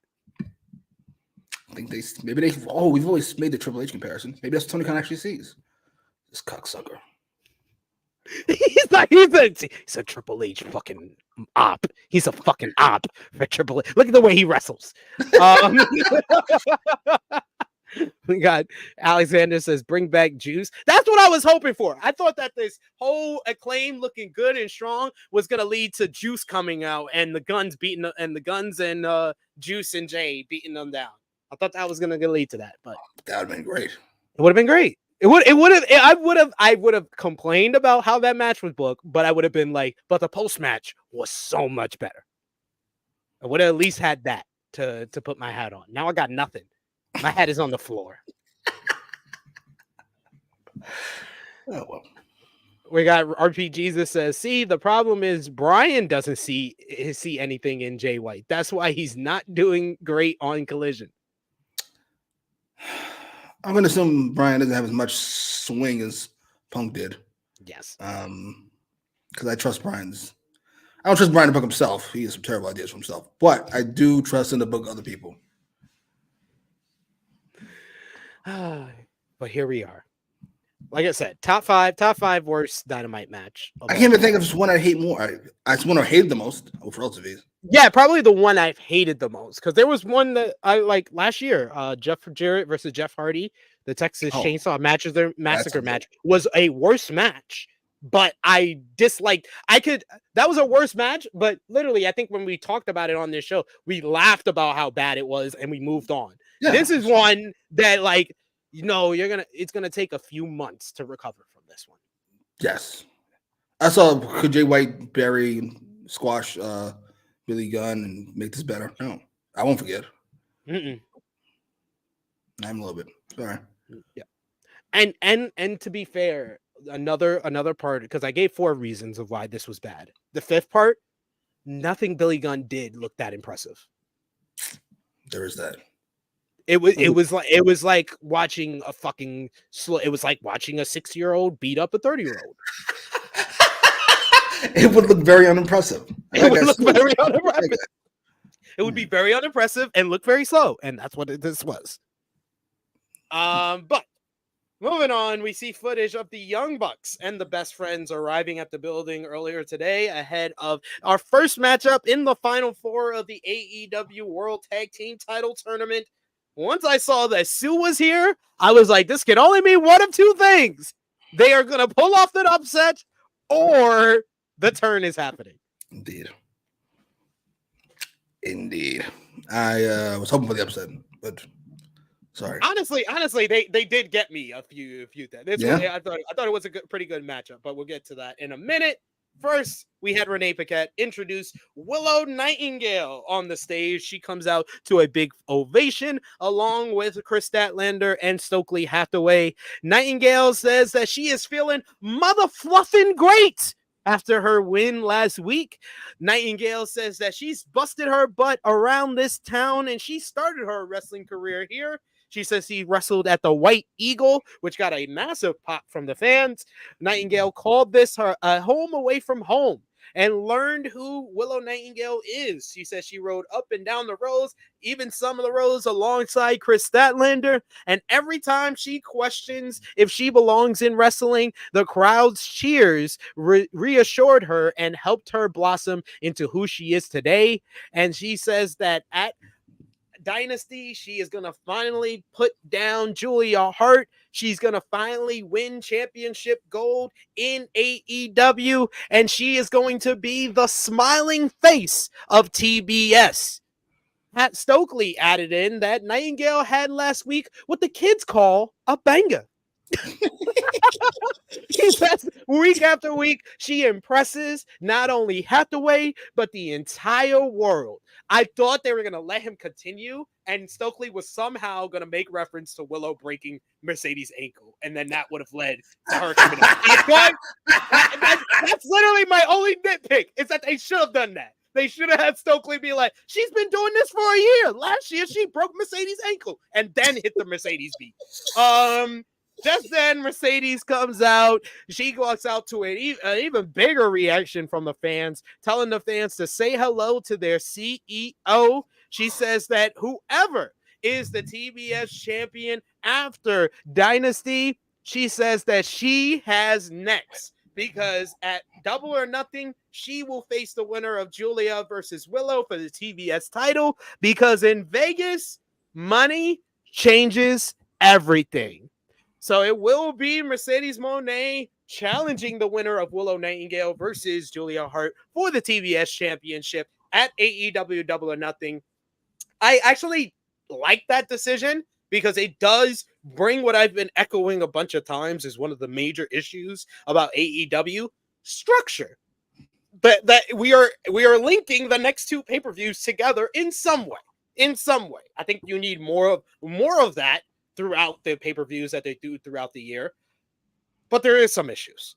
First of all, with rankings being a thing, and with the rankings being released just last week, it begs the question of Mercedes Moné immediately coming in to get a shot.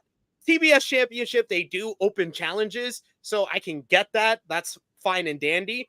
But if you are telling me that this is Mercedes Moné's debut matchup in AEW, you better find a whole new creative team for 7 weeks. 7 weeks to find 7 weeks of things for Mercedes Moné to do to retain her star power, to retain her freshness in AEW. You got to figure out something quick if she's not wrestling a match until 7 weeks from now.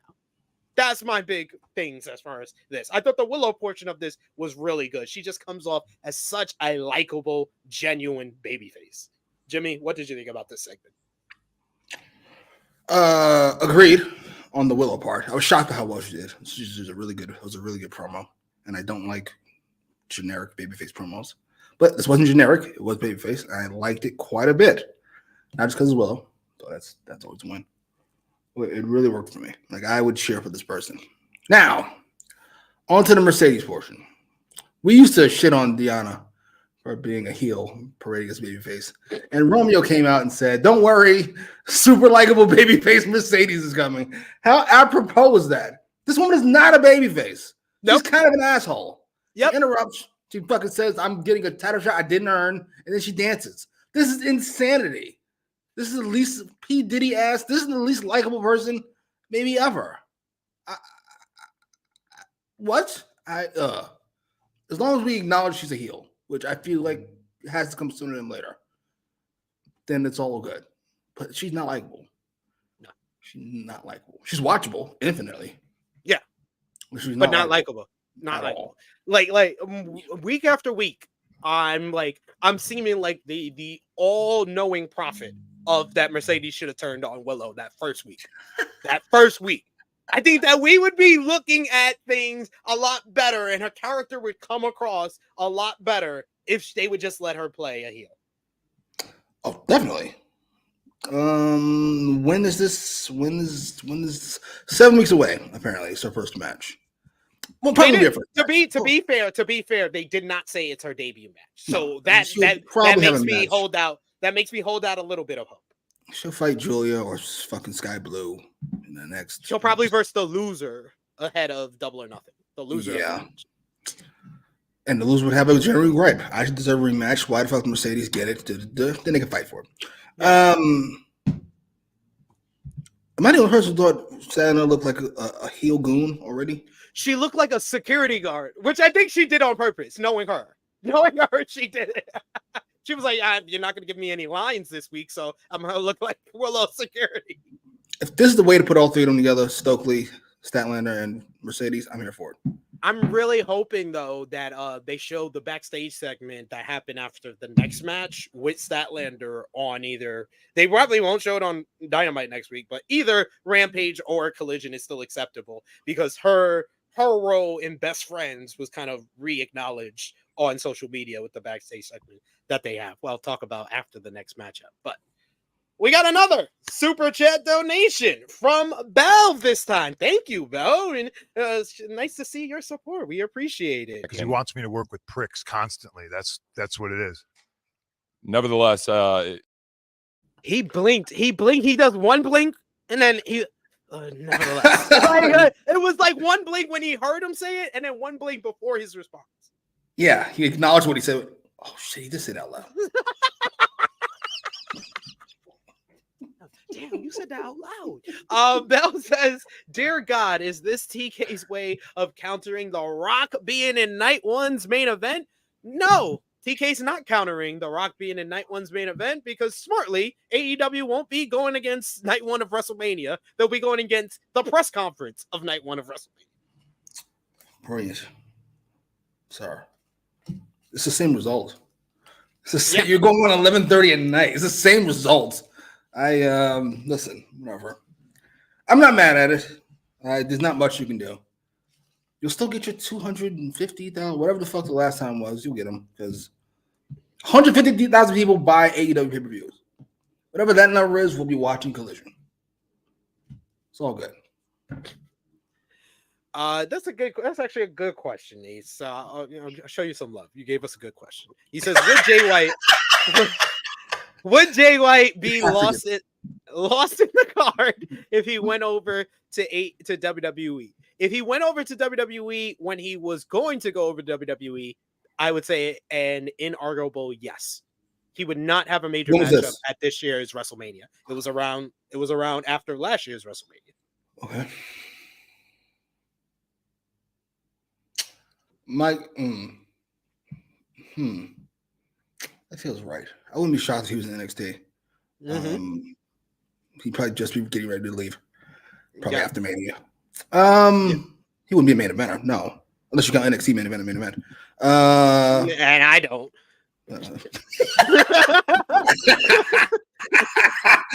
Yeah, I think that's a safe bet. No, it is not. I'm sorry. What main eventer from NXT walks onto the main roster and is also a main eventer? That's only happened once, and the guy got injured after they put a title on him, and that hasn't happened since. Finn Balor, sorry.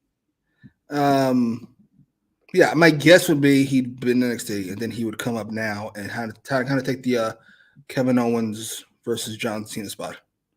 So we know Jay White's a big deal, but you just gotta figure out how big of a deal. How to make him a star. Power Driver Finisher says, I feel Willow's been low key the top baby face.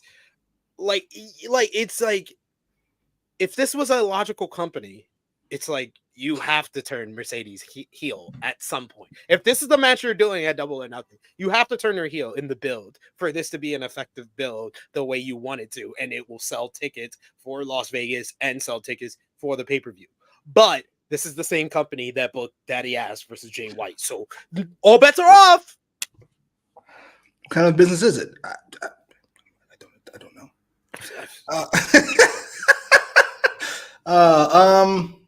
Yeah, listen, I love Willow's spot right now. Listen, it's panning out fantastic for her. Now, how are they going to ruin it? Probably by turning Willow instead of Mercedes. But, yo, that would be, oh my God. I might have to cancel AEWramble if they did that. Like, that's how bad a choice that would be. Like, I cannot review this show anymore and not, like, for my own mental stress. I cannot do that anymore. We got another super chat donation. Thank you so much, Alexander. You guys are killing it today. Y'all in the rest. I hope y'all in this WrestleMania spirit the rest of the weekend. I got a couple more shows to do. Why you so crazy? Take it easy. Take it easy. Do Andrade versus Ricochet, by the way. You can do it on the pre-show if you want, but you should do it. I agree with you, but they'll just get a spot in the Andre. Alexander says, can we just turn Mercedes heel already? She's just like Deanna. She just comes off as heel every time she comes out. Pair her up with Stokely. I mean, we've been said this. Alexander. Perfect. Thank you. Jump on board. We've been on this bandwagon here. We just trying to get Tony on here. She can't really talk without somebody to kind of play off of. Stokely is that guy perfectly. And you got Muscle, who's already tied into this whole fucking angle. It's fantastic. Yeah, they turn on fucking Willow and join up with Mercedes. She's the hot horse. She's the golden goose. Power Driver Finisher says, does SP3 do the Mercedes dance? CEO.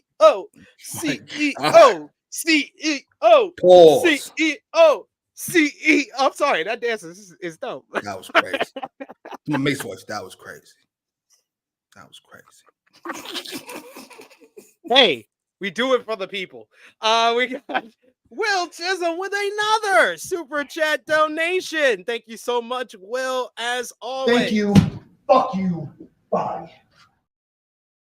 Will says, and we got to remember, Vince came back at this time to so-called sell the company to get back power, and he don't look like he wouldn't like Jay White. Triple H would, but not Vince, pal. Vince could not pick Jay White out of a fucking lineup, number one. And maybe if he had his abs showing, he would like Jay White. But if he saw him in person, what was he, 5'10"? 5'11"? He saw him in person. He's like, 5'10"? And then he sees his abs. He's like, all right, let's give him a try. What does he got to say? Then he hears his accent. He's like, he's not from here. Yeah. Oh my God. It's like you got different hurdles. You gotta get on, like Too your many. height, your accent. No, not gonna work. Sorry, Charlie. Not gonna work for me. No. Sorry. Next we had the AEW World Tag Team Title Tournament semifinals. The Young Bucks, Matthew and Nicholas Jackson, going up against the best friends, Orange Cassidy and Trent Beretta. During their entrance, the Young Bucks gave a shout out saying, "Hey, Scapegoat, love your work." I like how Excalibur mentioned that this match had a 20-minute time limit. So if it went to a time limit draw, then the other semifinal matchup would be for the championship. That was a nice little caveat, I thought, to kind of build some suspense as far as the time limit draw, but we didn't get close to that as Beretta and Cassidy, they started off things fast with fast tags and double team offense, but Nicholas eventually tripped up Beretta and gained control. We get Beretta trying to fight back as Matt Jackson does his avalanche or rolling Northern Light suplex. He reverses the third one into a tornado DDT. I was like, thank God somebody reversed one of those rolling Northern Light suplex bullshit. As a leaping double stomp on Nicholas sent the Bucks to the floor, where they swept the leg of Beretta on the edge of the apron to regain control. Eventually, Orange Cassidy was brought in. He went wild with the hot tag. As we went to commercial break, we get Matthew coming to the commentary table and throwing it to picture-in-picture break, which I thought was nice. That was fun. On the outside, we get super kicks going crazy to both OC and Trent.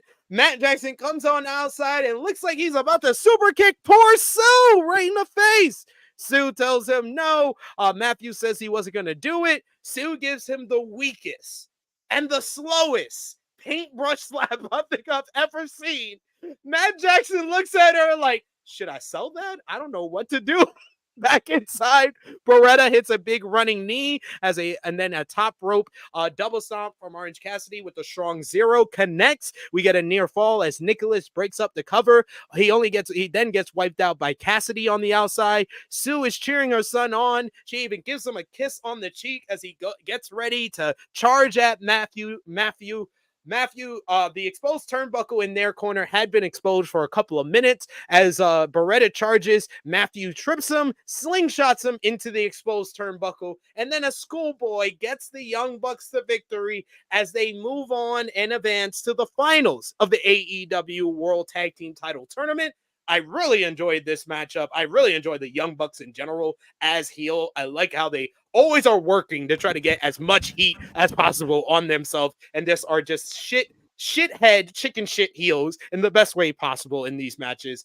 Trent and OC, I thought, did a good job of working the baby faces, getting the crowd behind them. In the end, Beretta looked visibly upset following the bout as Chucky T and Orange Cassidy pulled him up to his feet. They went to do the hug, as Beretta changed the hug into a running psycho knee. We get the shock face, the ahs from the crowd as Taylor looks on, completely stunned and confused. Trent leaves Taylor in the ring as well as a laid out OC and then walks away from his own mother to boos from the crowd. We then get a backstage exclusive on their social media, which showed Chris Statlander approaching him saying, "What the fuck was that? That's our best friends. That's your freaking mom." And he whispers in her ear and just walks off. So, you know what he said? No. Probably probably tonight I'm gonna make you bleed. That is it means something else to context. Wild. Yeah, not the thought, sir. What did you think about the matchup and the turn of Trent at the end? Match was fine. This tournament's been heinous. The match was solid enough. I'm sorry, the tournament's been awful. And by awful, I don't mean match quality, because who cares? I mean, the whole point of a tournament is the Continental was so good. This is just so not. It's just so, you can just see it. I don't know how we're gonna get there, but we know we get Bucks and FTR at the end. Can we just get to that part, please? They do this a lot though with AEW, where they give us a tournament and the finals is very obvious. The one that came to mind with this one, the best comparison to this one is the first ever Eliminator tournament when it had Omega and Page on opposite sides they just broke up.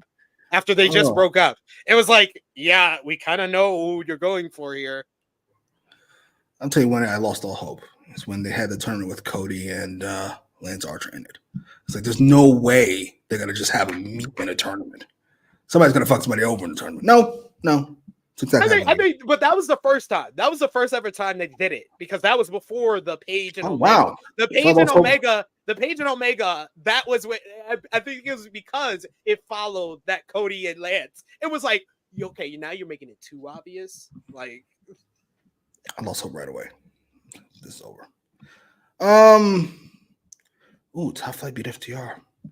Yeah, but then you got Top Flight versus fucking the Bucks, and who wants to see that? Yeah, we've seen it too many times. Like, you've seen Bucks FTR too many times too, but at least it's Bucks FTR. Yeah, it's Bucks FTR. Like, you can see that. It's fine. Like, I get people want to shit or pick a side with the Bucks and FTR, but like, yeah, probably FTR does have better matches with DIY than they have with the Bucks. And yes, the Bucks have better matches with the Lucha Bros than they have with FTR.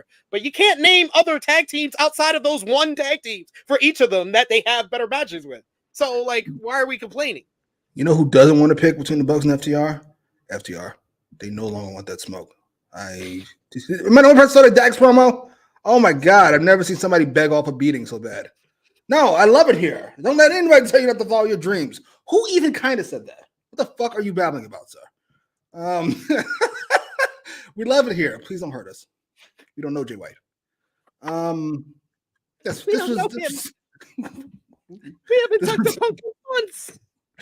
was a good match. I don't hate the Bucks gimmick. It misses something without Okada. Whenever Okada's not here, it feels like we kind of revert. I'm sorry. Kind of makes that work for me. And the turn afterwards, listen, I know you all very excited about it. I liked it. We're only 2 years too late. Sorry. Don't give a fuck. I'm all right with it, and I like how it was executed, and I'm hopeful that this is something that Orange Cassidy can sink his teeth into, because he hasn't had anything he could sink his teeth into since the Moxley feud. It's over. Go on vacation. Fucking leave. Do we not want to pay Orange Cassidy when he's on vacation either? Release Orange Cassidy and then sign him back in 6 months. You don't need it. Enough.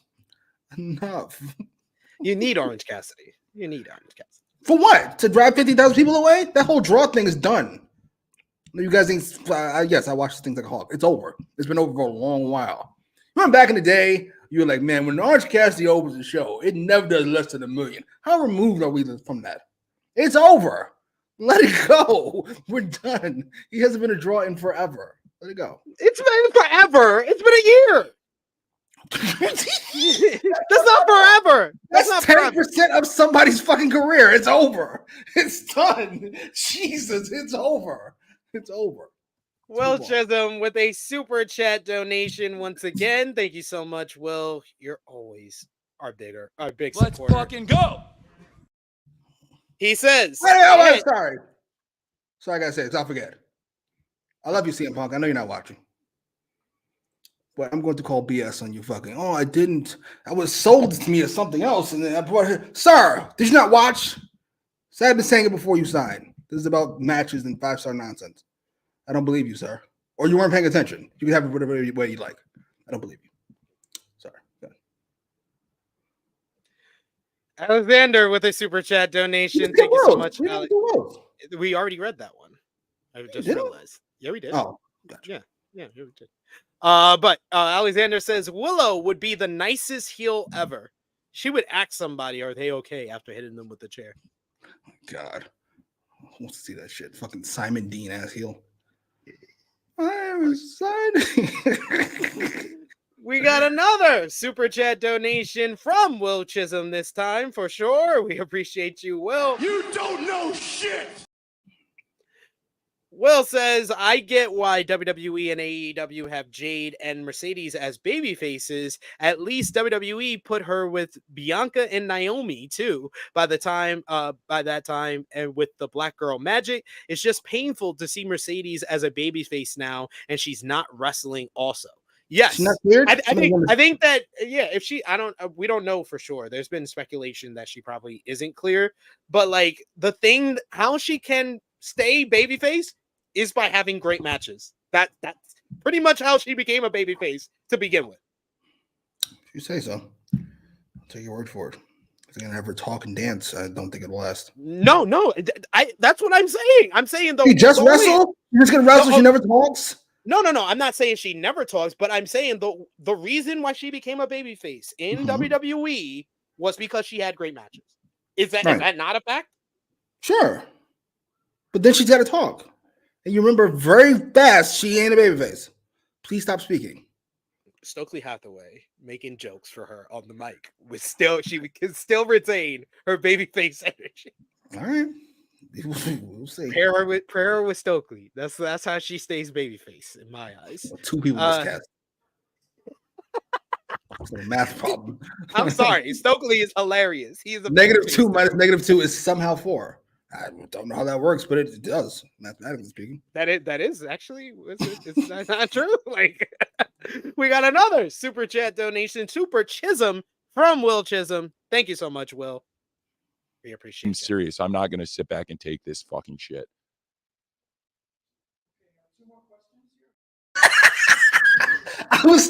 I swear, right before the end, I was thinking we need some new ones because we keep doubling up on these.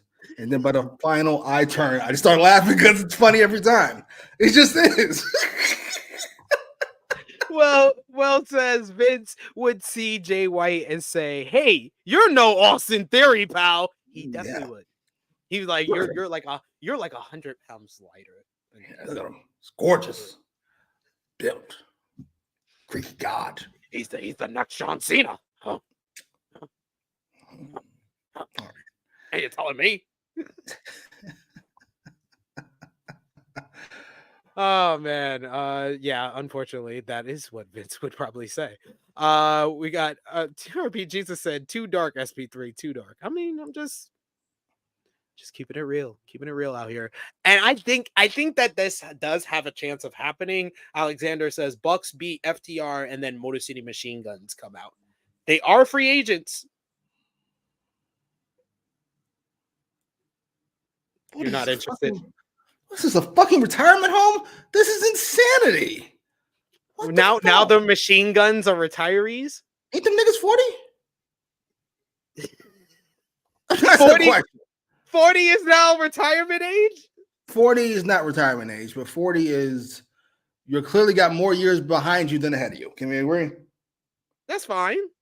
But they still are in there. They still got prime years ahead. They don't have any prime years ahead of them. No. Your name's not Ric Flair. You don't have any prime years ahead of you at 40. I'm sorry, you don't. I'm sorry. There are no more prime years. There are some decent years ahead of you. Sorry. That's how that works. Ridiculous. Can we name somebody who had fucking prime years as in more than one after 40? Player. I can't think of anybody off the top of my fucking head. I'm like, oh, he had those 3 great years. Go ahead. In the live chat, y'all can go ahead. Christian Cage is currently the best person I can think of. That's had multiple great years after the age of 30. Prime years. Don't get slick. Prime was the word. Billy Gunn. Absolutely. Just beat Jay White. Beat his ass. Like, what are we talking about?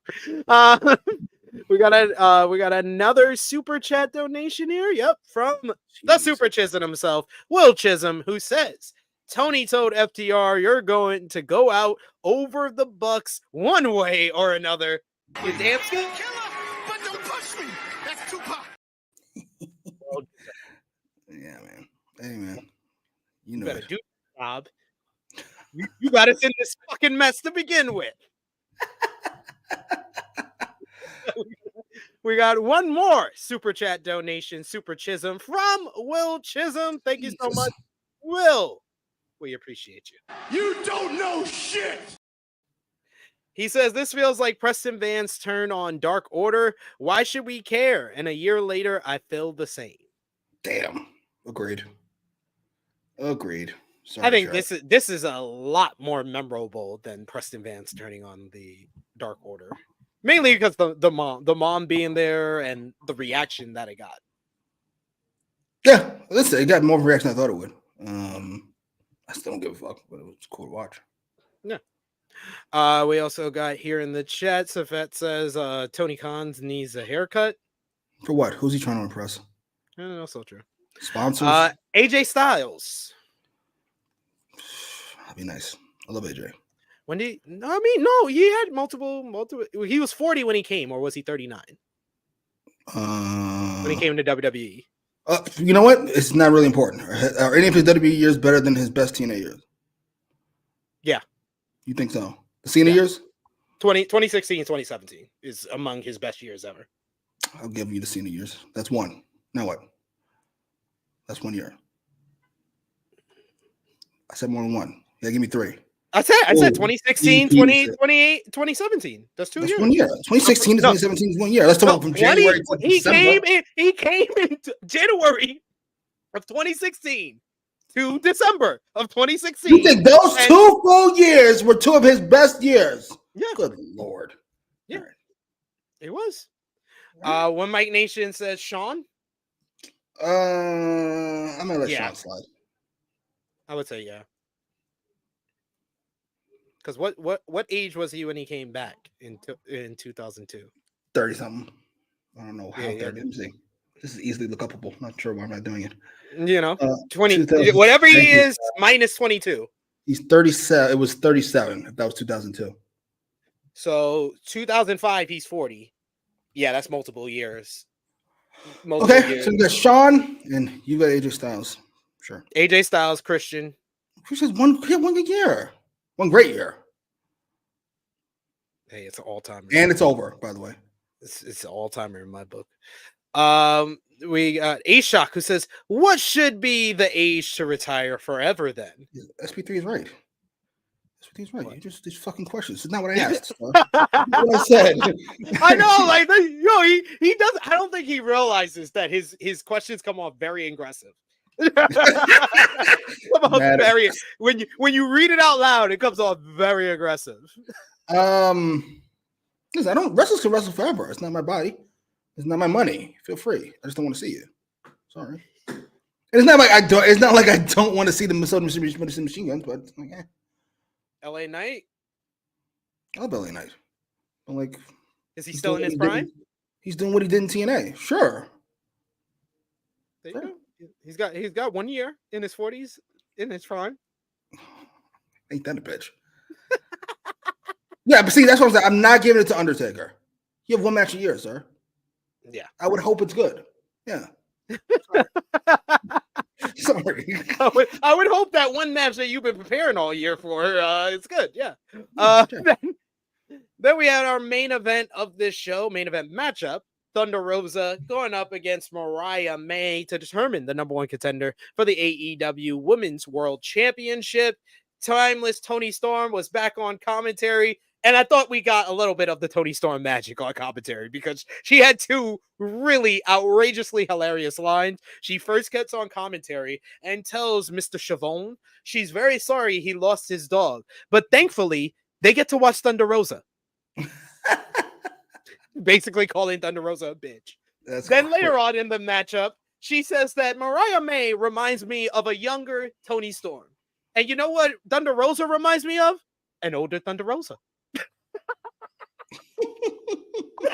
I was like, yo, she is insane, and I love every moment of it. This turned out to be a very hard-hitting matchup. These two women did not hold back any punches on one another, really started laying it in after the commercial break. You had Thunder kind of laying in hard forearms with Mariah May responding back with some of her own. These two women just really went at one another, hard drop kicks. Early on, we got the Sweet Cheeks music from Mariah May, looking like her idol Toni Storm in this one, but Thunder Rosa would make her way back into this one, fighting her way back. She hit a great little drop kick against the bottom rope where she almost took Mariah May out of the damn matchup. Mariah May later on in the match knocked Thunder Rosa almost completely out with a big headbutt right to the chin. She went for the Mayday, but Thunder Rosa was able to back out of it and get a roll up. Mariah May knocked her down again and then went again for the Mayday, but Thunder Rosa reversed that in midair into a backstabber. She then picked up Mariah May, drops her with the Tijuana bomb to become the new #1 contender for the AEW Women's World Championship. Timeless Toni Storm's reaction to this was priceless, because for the first time since she became timeless, someone left her speechless. And it was Thunder Rosa getting the victory here over her protege, Mariah May. And I always love when they do the split screen with the half black and white, half color here. And it stands out more with the color, always the color that Thunder Rosa rocks. So really enjoyed this matchup, other than my biggest nitpick is that they basically cut off half of this matchup with a commercial break. All right, I'm not going to go into a whole big thing. But yeah, good match, hard-hitting match. Nice to see Thunder Rosa back. The booking of this women's division, not in and of itself, but like where it's placed on these shows, is so out of whack. I don't understand what the fuck's going on.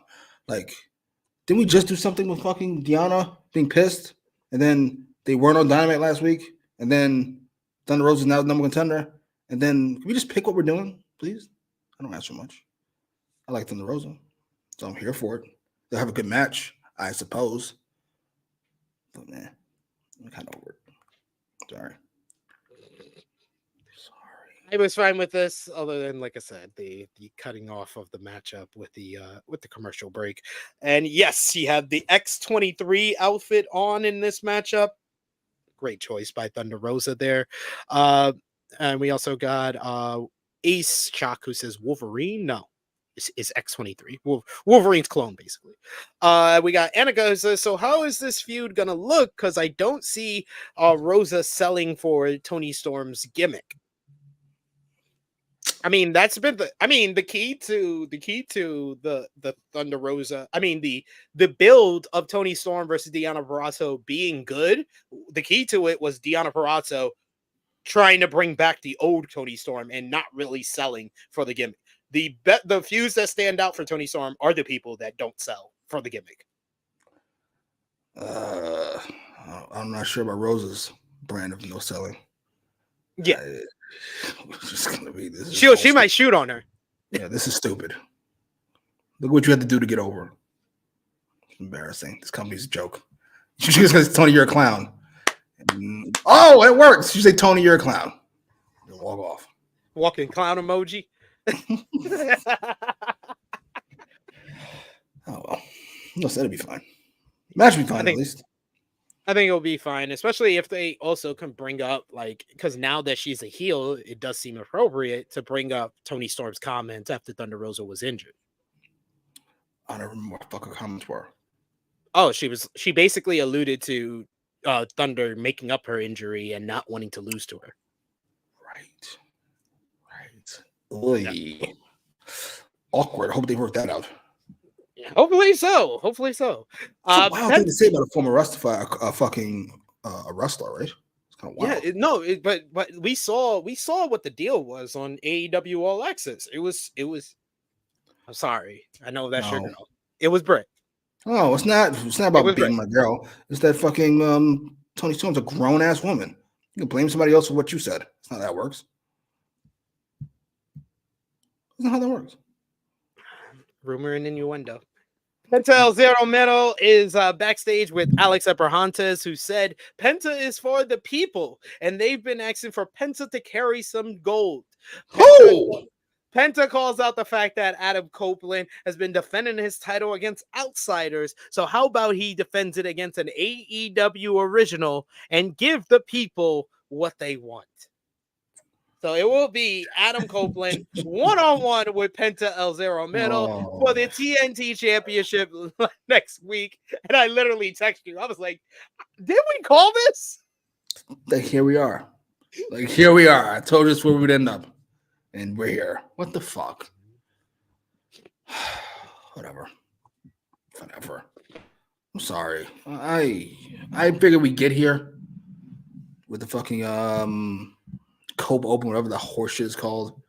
Fucking yawn.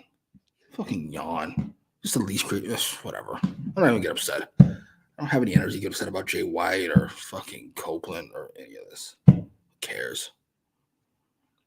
And then finally, I too am hurt. I too believed in the fucking my friend who, how many years ago was this? How long has AEW been around? 5 years. My friend who 5 years and a month ago told me about this new wrestling promotion. Oh, just come back. It'll be fun. It's Omega and it's fucking. You saying you haven't had fun the last 5 years? Look. Hey, just come back. Are you saying you didn't have fun the last 5 years? Imagine you were a junkie and you put. Oh no! Now this. He can't answer the question. Imagine you were a junkie who put drugs down and you were clean for 5 years. Your friend go, oh, this is new drug. There's none of the fucking bad things in it. It'll be fine. So then you take the drugs and now here you are 5 years later, all drugged out. Because your friend sold you on this fucking new drug that didn't get you hooked and was good for you. Of course. And here we are. Feeling the same way I felt back then about WWE. Except now it's a different face. Oh, thank you, sir. It's not Vince anymore. It's Tony Khan. Appreciate it.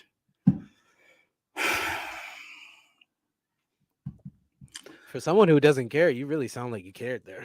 Tony Schiavone welcomes. Don't get your friends hooked on drugs. Swerve Strickland and Prince Nana to the ring, followed by the AEW World Champion Samoa Joe. The table is set up in the ring for our contract signing for the AEW Dynasty main event for the AEW World Title. Schiavone thanks them for coming as Samoa Joe signs first, and then tells Schiavone to shut up when trying to give Strickland the contract. Joe says that he wants to give Strickland some advice before signing, as he understands where Strickland is coming from. Joe talks about the blood feud with Hangman Adam Page and says that he watched him with that blood feud and the multiple championship opportunities that it led to, as everyone is ready for Swerve Strickland to be crowned the new champion. Joe said that that's the bad information Strickland has been given, as signing this contract is a career-defining mistake. So he puts it in terms a rapper would understand. He says that he's going to beat Strickland so bad that it will leave him mentally scarred, like he left one of Diddy's parties too early. Oh my God. The reaction to this was outrageous. A huge reaction from the crowd. Joe tells Strickland to do the right thing. Strickland responds but says before he signs this contract, Joe should know he's wanted this moment his whole life. It's been filled with many roadblocks, but it's taking him to AEW Dynasty. And that's exactly what what's being built, a dynasty. With signings like Okada, Monet, and Ospreay, this actually led to an MJF chant from the crowd, which actually popped Strickland and Joe here. Swerve says that he waited for them to calm down and said that Joe is the definition of a killer, but so is he. At Dynasty, Strickland says that he will show Joe that he's every bit of that man, and then he says that he will grab the keys to the dynasty and he will show Joe whose house is it? Swerve's house. This leads to Strickland then slugging Joe as Joe gets in his face. He then wraps his steel chain around Joe's throat. I love Joe's face. Joe was like someone getting punched in the face and no-selling it. He no-sold the choke. He turns around, slugs Swerve in the face. He then picks up the chain, pops him in the head with it, busting him open. He then lays in more strikes with the steel chain, busting him down even more. And then he gets pause. He then walks out. Officials and referees and security pull him away from the ring. Strickland then gets on the mic, bloody and bruised and battered. He says, though, he laughs. He starts laughing as Joe turns around, and he simply says, "I love this shit." He says if that's all Joe's got, he's taking his championship from him. Strickland then wipes the pen in his own blood and signs the contract as Joe comes back to the ring looking both pissed and scared as he gets in the ring, low blows Swerve, slams him with a Uranagi through the table. Joe then holds up the AEW World Championship and puts a boot on Strickland's chest as we end Dynamite. This was by far, in my opinion, the best segment of the night. Both guys delivered on the mic, but especially Samoa Joe with that Diddy line. That I think I'm going to remember that Diddy line for quite some time. For quite some time, I will remember that. But once again, I came out of the segment and I was like, yo, for someone who is mainly, known for like the blood feud and the stuff like that, Swerve always delivers in these talking segments. Like going back to even like the Sting and Darby and stuff when he was feuding with them, like talking and angle segments, he does a really good job of elevating the heat of his feuds with these promos and angles that he does. And this was another great job here. What did you think? Great all around. Diddy line probably the highlight for me at the very least. I thought this all worked. I could do without the fucking pro AEW nonsense. Swerve's character's supposed to be cool. He shouldn't care about anything else. Sorry. He's supposed to be Steve Austin, right? Well, that's our analogy to him. How do you give a fuck about what you're building? Stop it. You just want to kill this guy. Let's move on with life. Everything else, though, was great. Joe came across like a legitimate monster. He got attacked and said, no. That's not how that works. But I like his reaction to what Swerve said at the end because he looked scared but pissed. Like yeah. like oh, okay, fine. Take this. You like it so much, I got some more for you. Here, take this. But it's been great. I thought the post-match beatdown was fucking great. This was easily the best part of the night. I'm trying to think of anything else. You could argue Ospreay, but this to me was easily the best part of the night. Easily. Oh, Will was great too. I'd be this. Sorry. Yeah, it'll be this for me too. I gotta agree with you there. But awesome segment all around. We got a couple of comments here. We got in the chat Will Chisholm with a super chat donation. Thank you so much, Will. You've been killing it above odds on this one here. Listen up, you prick. He says if Samoa Joe wanted to really get heat, he should have whooped him and say, "Look at you now, boy.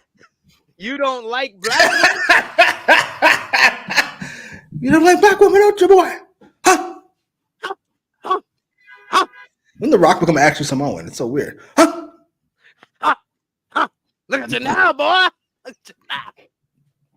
We got one Mike Nation says Swerve was right. Joe has no neck. He even said the chain is not big enough for your neck, and he proved it.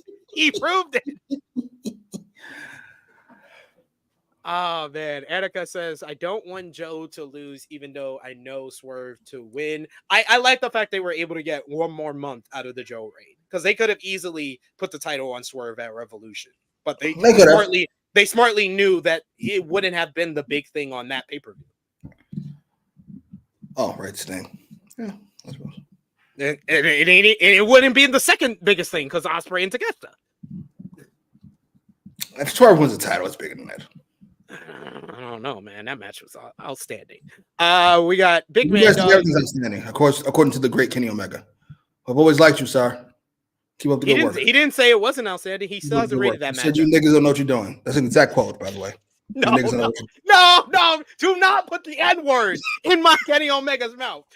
Big Man Dog says, yeah, it took me out of it when he performatively hyped up AEW. We also got one Mike Nation who says, every time I think, okay, Joe, a transitional champion, he's losing soon. He cut a promo, and I'm like, is this dude actually about to retain the title? Joe's fucking great. He is. He is. It was a great choice. Great choice, because I feel like this title reign, even if he loses at Dynasty, you gave him credibility where he doesn't have to win another title in AEW, and he would still retain his heat and his position. So he is main event solidified. Yeah. Doesn't matter what happened. All right. Yeah. Fair enough. And crazy, like we called that before World's End when we did our tier list. We put him in the Hall of Fame, and because we really broke down his year, and we were like, damn, he did so much in 2023, and then he caps it off with winning the world title. It's a hell of a year. It is. I'm really happy he didn't let Vince McMahon break his spirit. You still got it, sir. Or the poncho. But yes, let's put our thumbs in the middle for the April 3rd, 2024 edition of AEW Dynamite. Thumbs up, thumbs down, thumbs in the middle in 3, 2, 1. Thumbs in the middle from me. Wow. Up from you. Out of 10, what did you give the show? 7. Love the Joe stuff. Love the Omega stuff. Love the Willow stuff. Yeah. I loved Ospreay and Hobbs. Really enjoyed Brian and Archer. Absolutely adored the main event segment and Joe and Swerve elevating their rivalry, which I said last week was the hottest program in AEW, and they even made the distance between them and everybody else even further on this show. And I really enjoyed Willow's interview, as well as the Thunder Rosa becoming #1 contender and the tag team stuff. But as much as I liked all that stuff, I did not like it as much as I disliked Jay White and Daddy Ass, or any of the other issues I had with this show. But most of all, it's that. Can't believe all the AEW paths are lower than me. What the fuck's going on here? That's why I'm going to give it a 6.5 out of 10. So, who was your MVP for the show? I'm gonna go with Joe. I just gotta be Joe. You can argue with Ospreay or fucking Willow. I'm going with Joe. I'm gonna go with Samoa Joe as well. Like it's like he cut the best promo on this show. Like it's not even close. He did say that. No, Nobody believes me. No, he did not. He did not really say that. Did he not say that you guys are giving out too many 5-star matches? That's not what he said. He did not say anything nigger-wise. That you just said. You just said. That's his exact quote. No, it was. Look it up. Look it up right now. Yes. Put in a search drive. Kenny Omega niggas don't know shit. Yes. Kenny Omega niggas. Just put that. Just Google that. I'm sure it'll come up. Jimmy, what was your match of the night? Joe and Swerve. Segment of the night. Absolutely. My match of the night was Ospreay versus Hobbs, and your LVP for the show.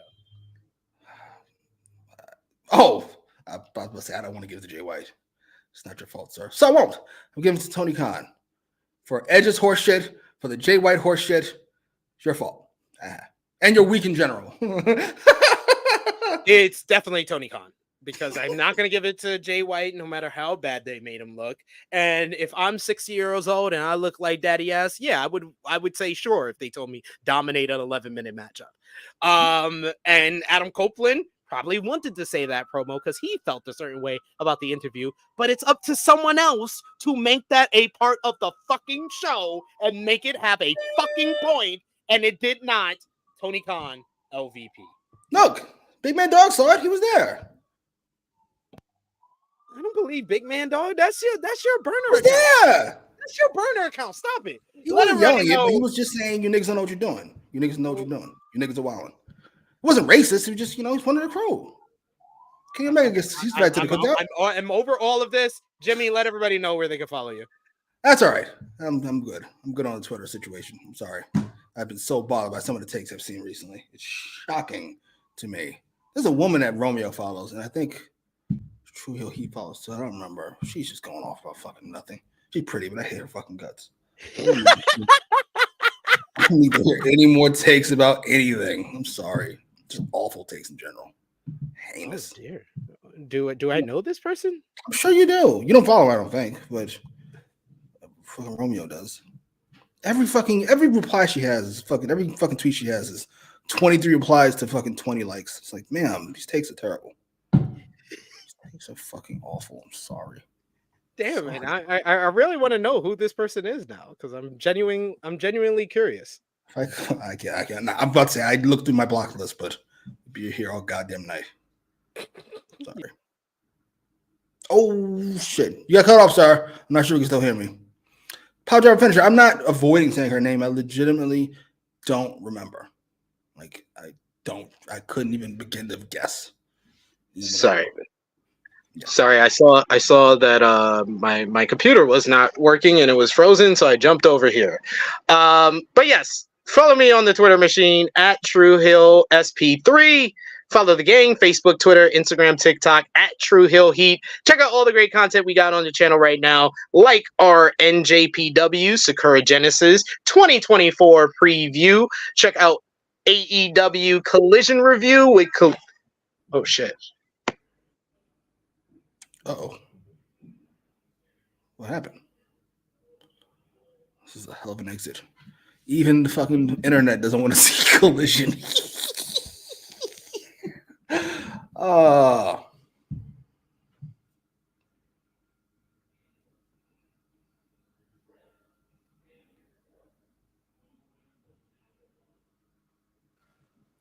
Okay. Am I here? Can you hear me now? I can hear you. Yeah. Okay. I don't know what's going on. This computer is just fucking all whacked out right now. It's weird. When it becomes Collision, you can't count on anything. You can't count on fucking internet. You can't count on your co-host. I'm sorry. Let's get to it. That is true. I'm sorry. I had a blast. What is going on? Oh shit! Now there's three of you. I don't know what's going on here. I'm just trying to end this fucking broadcast now. Oh God, what is going on? And you're not talking. You're not helping me. I'm sorry. What do you want me to do with this Collision thing on the screen? I have this fucking kiss ass on I don't know my what's screen. going on right now. You want to talk about how Edge is fucking gross? How Edge fucking says whatever gets him the next paycheck? I can do that if you like. I remember him giving that speech about the MJF Punk segment on WWE television. Oh, they got to mention your name on all the TV shows. I remember that. Does anybody else remember that? Everything you said about Edge. I'm back on my phone. Check out our WrestleMania preview. Check out our NXT Stand and Deliver preview. And yeah, okay.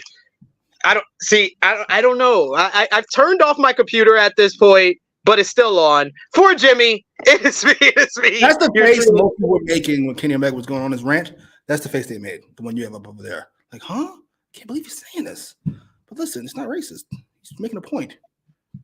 You trying to badmouth Kenny Omega is the worst thing ever. For Jimmy, it is me, your true VDOB SP3. This has been AEWramble, episode 140, Bloody, Mentally Scarred. We are signing off until next time.